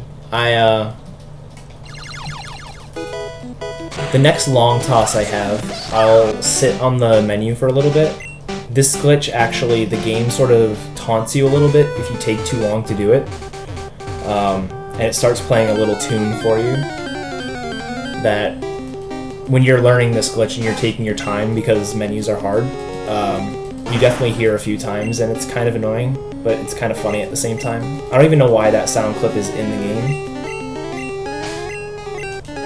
The "You're Too Slow" clip. Yeah. It's like it was purposely put in the game just for this. Like, it's not even the weird sound that you got during the LG when I caught Ditto. That's at least a sound clip like from the game. I actually don't know if this is in the game anywhere. You can hear as I go to save, the game starts to fade out the sound. It's because it's about to start the "You're Too Slow" music.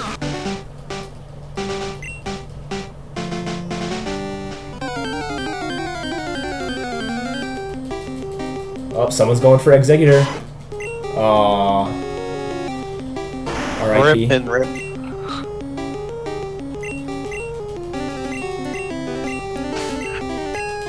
The nice thing about this glitch, as opposed to something like LG Fly or OOBLG, is you have to save after every Pokemon, which means even if you mess up, you're losing at most like 50 seconds. You're not losing a ton of time.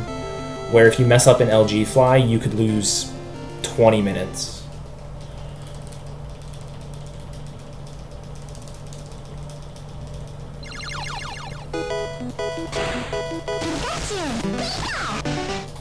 Also, kind of a cool thing about the way that the palette works in this game. There's basically 3 areas that have a palette on them. That was a very bad way to explain it, but you can kind of see it right here. There's a purple square and a brown square. when I flash this item, the top square changes to the Pokemon I'm about to catch. Just a neat little thing. I always found that a little interesting.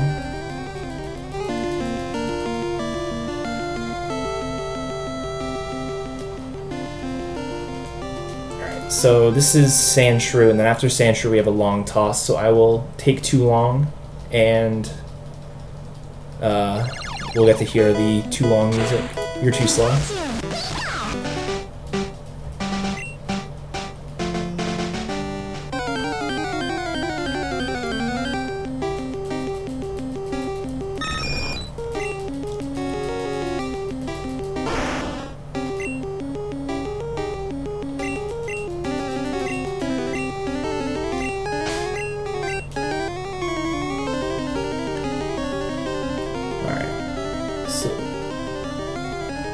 Oh, I marked Sandshrew and I didn't catch it. Alright, so I'll take too long here.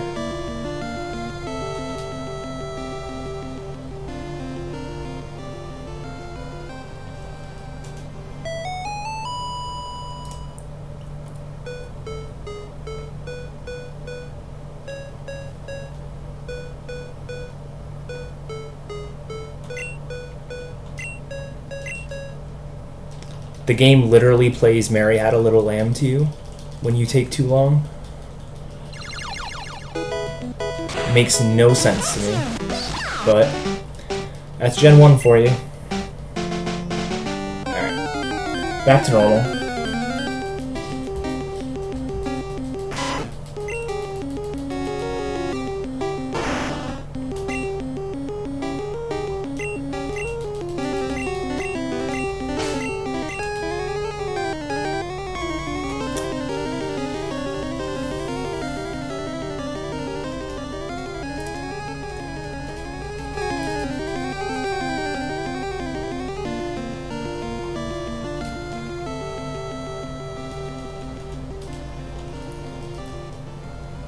So this glitch here is pretty repetitive, so if anybody has any questions, I have chat open. I can try to answer them. I don't really know what else to talk about during this part. And I don't want to just sit here silently, so feel free to ask questions.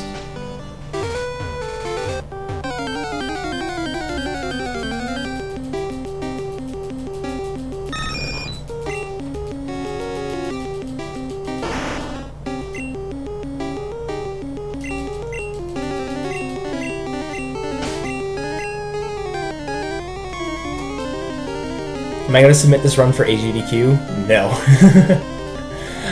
Even if they wouldn't accept it, even if I did. But, yeah, I don't think it's a great... It's good for, like, a Pokemon marathon, I think, because it shows off a lot of Pokemon glitches and everybody who's watching is actually interested in Pokemon. I feel like for a marathon like AGDQ, it wouldn't really be that good. However, if I ever did, it would be a rerouted version. We wouldn't do Dex LG. We wouldn't have a repetitive glitch like this. How do stars work? They burn.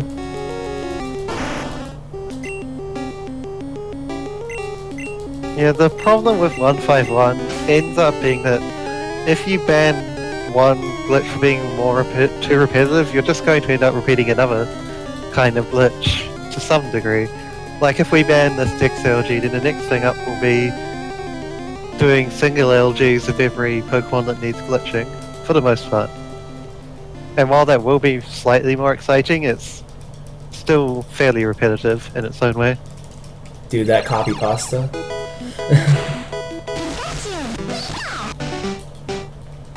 I'm surprised I haven't seen anybody in chat tell me that my cartridge is broken now.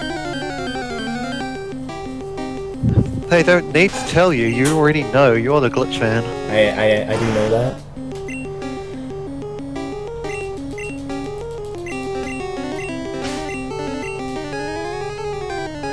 Alright. So we're almost done. We have 1, 2, 3, 4, 5 more Pokemon to go.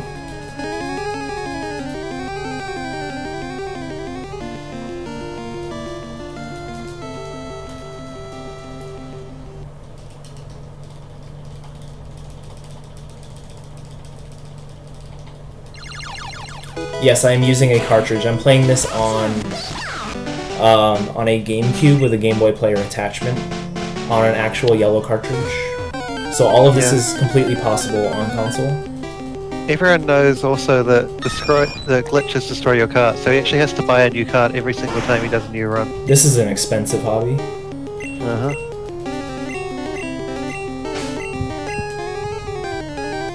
I do like how when people were talking about the 3DS VC versions, we were like, I hope we don't brick our 3DS.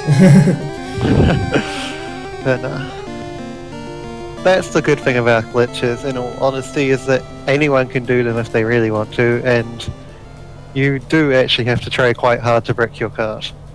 Yeah. For real, for real. It's completely possible to destroy our save file. Like, that's something that's entirely possible, but actually, like, changing values that are stored in read-only memory, that takes some effort.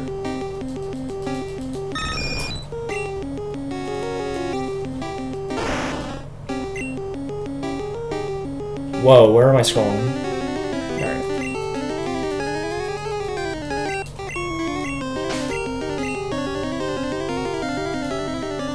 There we go. What is this? This is Onyx.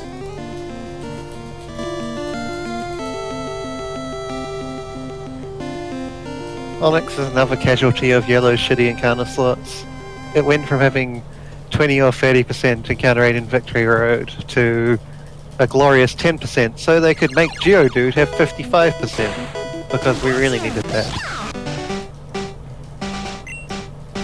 The one thing I do like about Yellow is pretty much all of the encounters in the later dungeons are high level. So instead of getting the level 21 Magnemite in Power Plant, the lowest level you can get is like 30, which means it evolves the next time you use a rare candy on it. Yeah, they did fix the level curve for some of the dungeons, to be fair, but... Well, okay, they did also not do that at some stages as well. Yeah. There are some deliberately low-level encounters, like the Dittos in Pokémon Mansion. Are they like... They're like super low level. Yeah. The mansion is basically filled with level 40s, and then there's level, I think, 18, 21, and 24 Dittos. Jeez.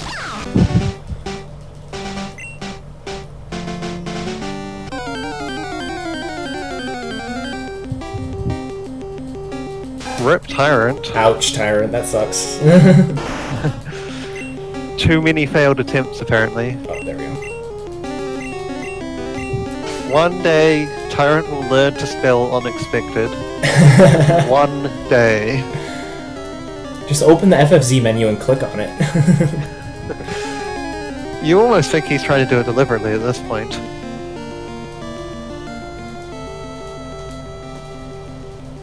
Alright, that was Nidoran female.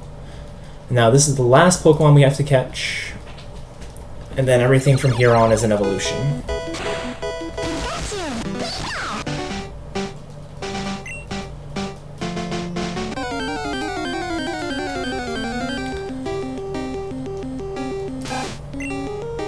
To clarify, obviously you're mainly listening to the runner Eddaket.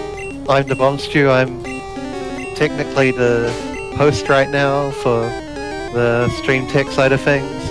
I'm also sort of serving as the co-commentator because I'm one of the other people that's been crazy enough to do this run in the past. Yeah, Debomstu and Lucky Typhlosion are really the ones who routed this originally. And then myself and Peter Partner, and I think that's it, sort of took it a bit further. Yeah, and then Pokey Guy came along, and I think, has Stringflow touched this? Possibly. I think he's wanted sure. to, I don't think he's actually done it yet. Okay. Yeah. Alright. So if you thought that was repetitive, now we get to evolve everything.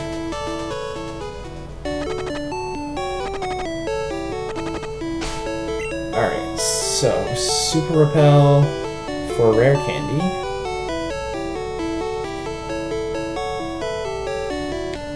We get to have some cool colors, and I've pre-selected what color scheme I want.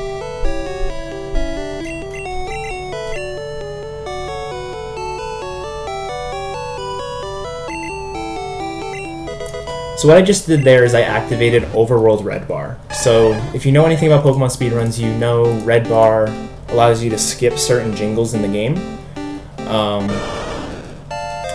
And it's usually used during a battle. You can skip level up jingles, you can skip... well, I guess it's level up jingles and Pokemon cries in Red Blue. In Red Blue, there's a version of Overworld Red Bar, where you have Red Bar in a fight, you use a special item to get out of the fight, and then you have Red Bar in the overworld as you... and certain jingles and cries are skipped in the overworld. Some of those being the Pokemon cries when you go into and out of the PC, or when you're evolving a Pokemon, the rare candy jingles. Yellow, that setting it up the exact same way is actually a lot cooler because you get to hear the wee-woo as you're in the overworld the whole time. Somebody, probably lucky, found a setup for this kind of overworld Red Bar where we have Red Bar right now. You can't hear it. Actually, you can't hear anything. There's no music playing. The only time you're going to hear anything is when I'm evolving something. So this next, however long it takes for me to evolve 50 Pokemon, is going to be a little quiet. So I apologize for that. Blame the people who made Gen 1. Make sure to thank Lucky Typhlosion in the chat. Alright, so I released a few Pokemon and I didn't release enough. Purely for box space. Once you have a Pokemon caught, it's registered in the Pokedex forever.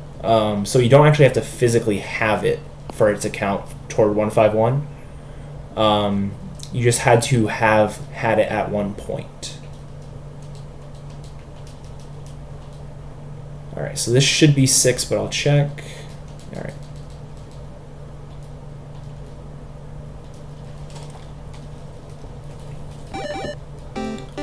Swag PC still has a chance.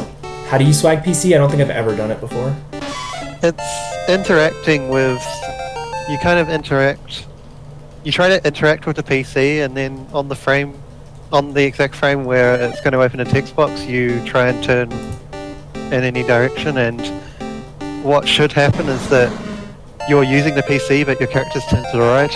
Alright, Well, I say the right because the right is the way you can do it without losing any time if you screw it up. Alright, I'll give Because you're that a up try. against a wall. We'll do it just for you, Tyrant. You can do it with basically anything in the game in terms of what you can interact with. Can't you also talk to the PC from the side? No, I don't think so in this game. I think it's deliberately from the bottom. Damn. PCs have a weird amount of code. The commentator is the Bomb Stew. He did the Pokemon Brown run last night. You guys should all watch that. But watch it after the marathon. Make sure you stick around for all of the other runners during the marathon.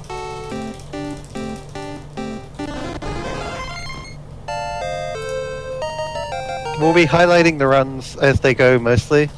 There's a couple more that still need to be highlighted. But if you want to check out those runs, they will be highlighted when there's time to do so. Who's up next? Is it Worcester? Yep, next up is the Pokemon Prodigy Worcester, doing White 2 challenge mode. I've heard of that guy. I think he's pretty good. Yeah. Alright. So definitely make sure you guys stick around for that. I think all of today is pretty good. All of the marathon's pretty good.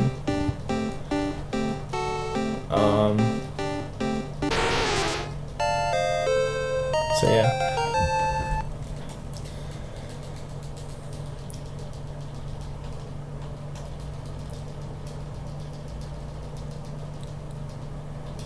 Yeah, we can actually beat the game in under 2 minutes with our Pokedex saying that it has 152 Pokemon.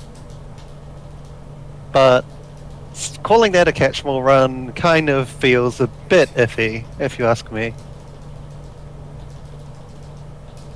But if you are watching the marathon for the whole thing, if we ever get too far ahead on the schedule, then we might show off that run randomly at some point, Right.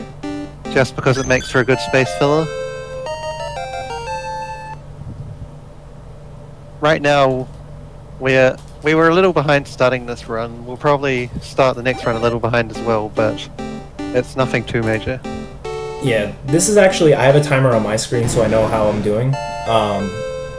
I finished XLG under 2 hours. Every practice run I did was over 2 hours, so theoretically this should be a bit better than my practice runs, which is kind of funny considering how many times I messed up. Yeah. But this is actually a legitimate run too, because we didn't have to load the save. Although we had a save file before, so we obviously glitched in instant text early.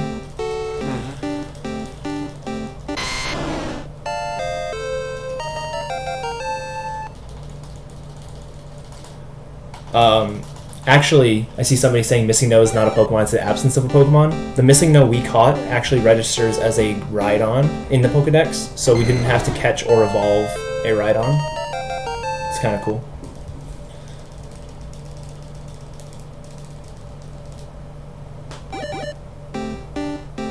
Missing no sprite changes for pretty much any different language of Pokemon you play as well.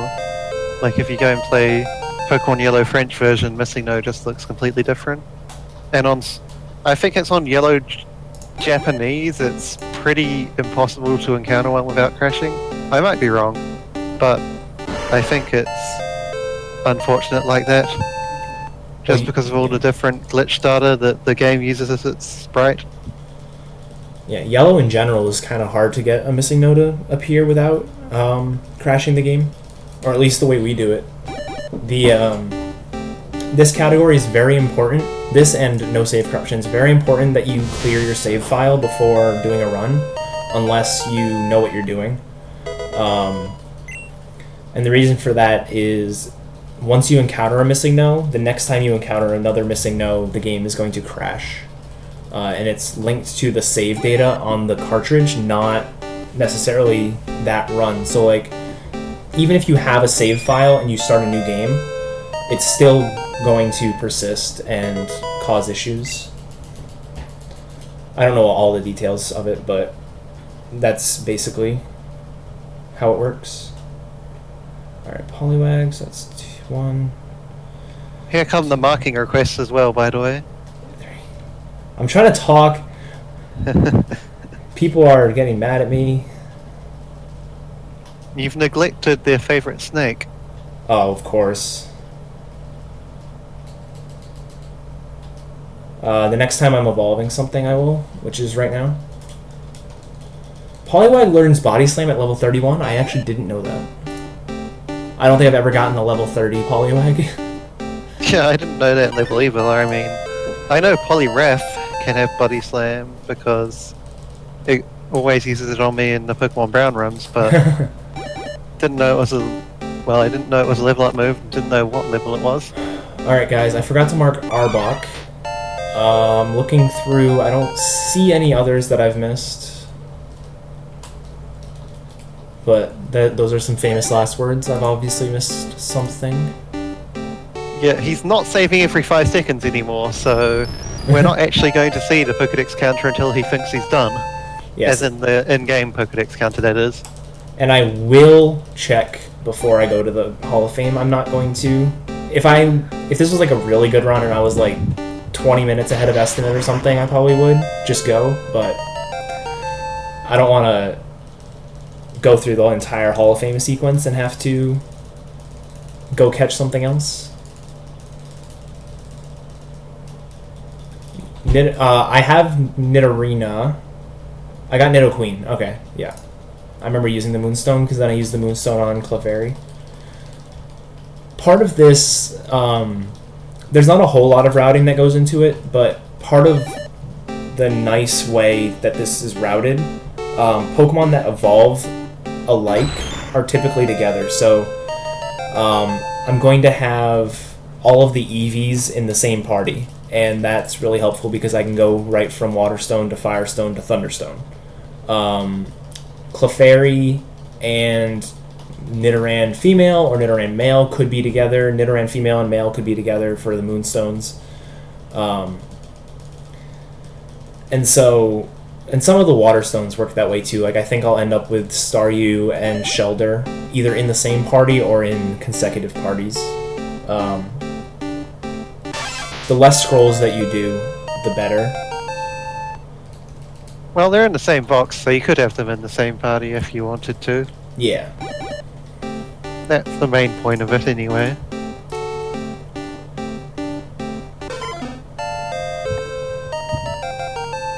Yes, I have Gengar but not Haunter. I got Gengar through a glitch, and I'm going to evolve Haunter from Ghastly. Yeah, we don't actually really have a glitch to evolve a Haunter into a Gengar in this game. That's actually kind of funny. We have to catch the Gengar directly. Alright, is that it for this box? No. Of course not. Why would it be?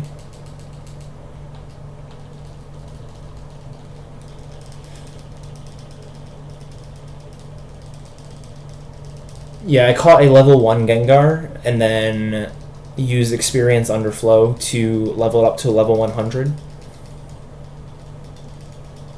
You thought this was glitchless? I am so sorry for you.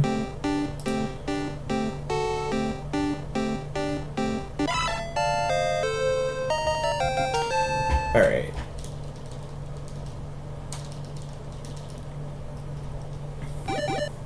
This is also the part of the run that can really vary in time length, depending on how many bonuses you got earlier, or what kind of level you caught some Pokemon at. Like, did I catch a high level Diglett? Did I catch a high level Horsey? Those sorts of things can really add up. It takes about 2 seconds per rare candy, 4 seconds if I didn't have Overworld Red Bar. And so every candy you use wastes a little bit more time, and if you got really bad levels on, 4 Pokemon, and you have to do 15 extra rare candies, that's an extra 30 seconds right there. So, getting high-level Pokemons are really beneficial.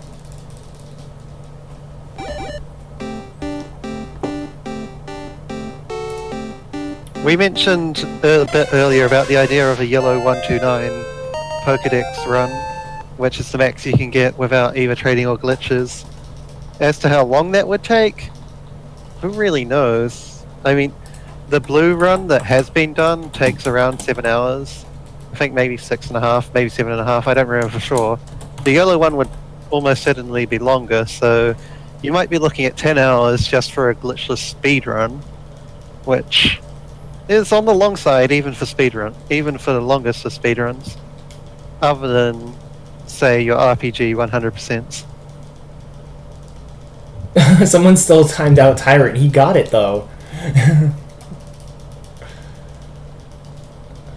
That's kind of funny. He learned how to spell unexpected. Oh yeah, he got congratulated earlier, didn't he? Yeah.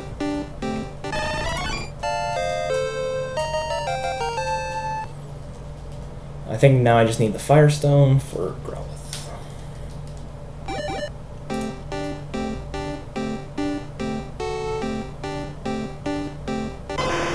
Golduck, thank you.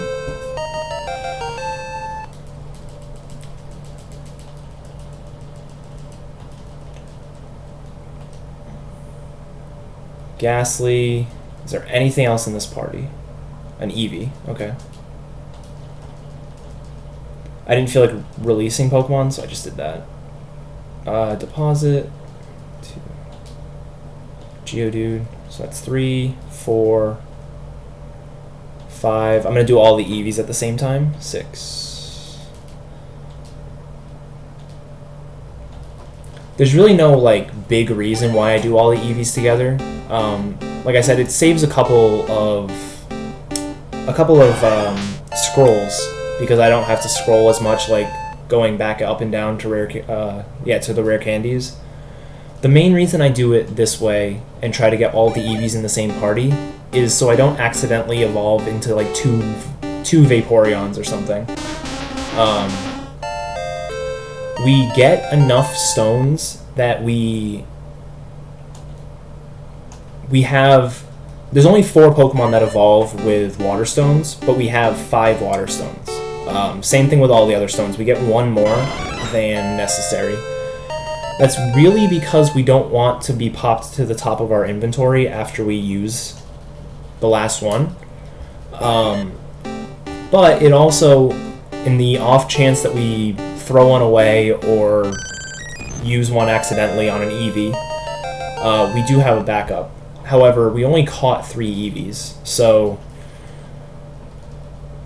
if we used an extra one, we'd have to go and get another Eevee, and that obviously wastes a bit of time. Court is stretching it a little. Alright, we were gifted an Eevee. Yes. Or 6. Kindly gifted by the magic sign in front of Cinnabar Mart. That was totally not a glitch, by the way. No. If you go and talk to that sign, you can get unlimited EVs. It's true. Just go back and watch this run.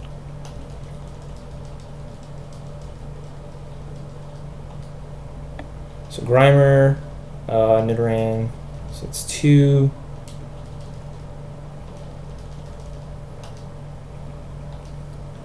Three, 4, 5, Staryu, 6. Cool.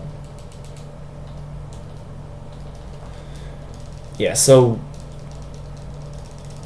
depending on the number of Pokemon we have left, we can either have room to not do full swaps. Full swap is basically when we deposit all 6 of our Pokemon and get 6 back. It's faster to do 5 at a time because that way you don't have to deposit, withdraw a bunch of times. Where you can just deposit 5 Pokemon, have 1 Pokemon left in your party, and then withdraw the other 5. However, because of the sheer number of Pokemon we had to evolve, we pretty much always have to do a full swap like that and get a fresh new set of Pokemon in the party. It can be a little annoying if we get kind of close to box space. Like on one of my boxes, I had 18 Pokemon in it, which meant I could only deposit 2, then withdraw 2, deposit 2, withdraw 2. Ideally, you have 15 or less Pokemon in a party, or in a box.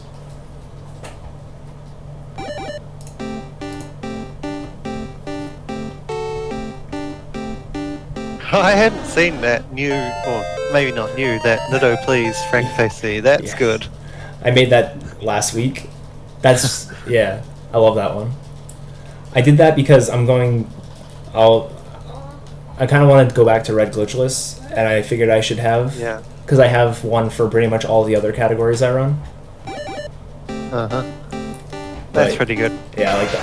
I mashed B. Alright, another thing you have to do is not mash B when you're evolving things. That could help. Hands off the controller. Yes, so many rare candies. We had 255, and we're using them all. Well, not all of them. And I just used a rare candy on a Staryu. That's going to do a lot. We have way more than 255 candies, don't Oh, we? that's, yeah, because it got duplicated a lot.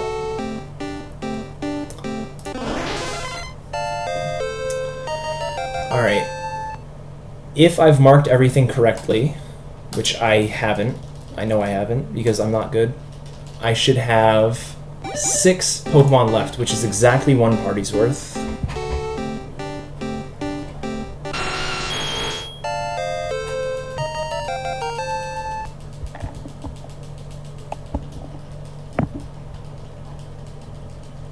Three, 4, 5. 1, 2, 3, 4. I already have a Fearow. I didn't need to do that one.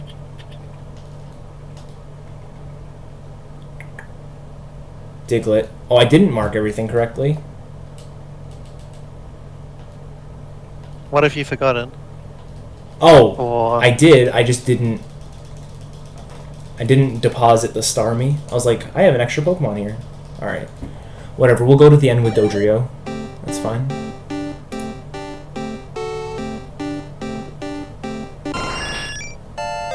What are people counting?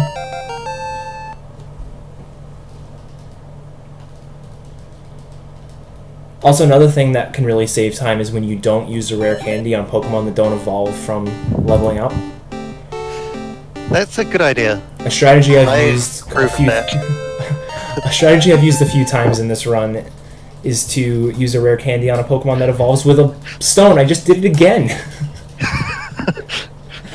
This strategy is really good when you want to waste time and get closer to your estimate. I know. No, this is actually... I'm going to be pretty far underestimate. That's pretty good. Yeah, you've got plenty of panning time, honestly. I'll be perfectly honest, for my practice runs, I was awfully close to estimate, and I was like, I'm a little worried, but... The worst I saw on your stream was a 226. Are you saying you got worse than that, or are you saying that 226 is awfully close? I consider 226 awfully close because I wasn't dealing with bad early game RNG. Ah, okay. So that was just basically bad everything else RNG, one would imagine. Exactly. And this run had really good luck for the most part. A few mistakes from me, but overall not a bad run at all. Yeah, it's going to be about a 222. Yep. Back when I did runs of this category, my PB was a 222, and there's only been one. Like, the only difference between that run and the run he's doing for the marathon is one new minor glitch. So, getting a comparable time to that, which was actually quite a good luck run for the time, is a very good marathon run. In my opinion, anyway. Doduo is the only Pokemon I have out left. Okay. So the only development has been Overworld Red Bar. Yeah. Like the Paralyzed Heal thing. Right. Overworld Red Bar, and then we do a little bit more swag of a warp to Hall of Fame. Oh yeah, that Hall of Fame warp, I forgot about that. But yeah, overall this has been a really solid run. Despite how close, it is going to come within 10 minutes of the estimate, so it might not look amazing, but this is always going to be a really tight estimate. Yeah, so for every other warp in the game, you've seen me go to a door and then where is my item? Oh, here it is. You've seen me go to a door and then walk out the door, and now I'm at a new place. This one's a little bit different. Instead, we're just in the Hall of Fame.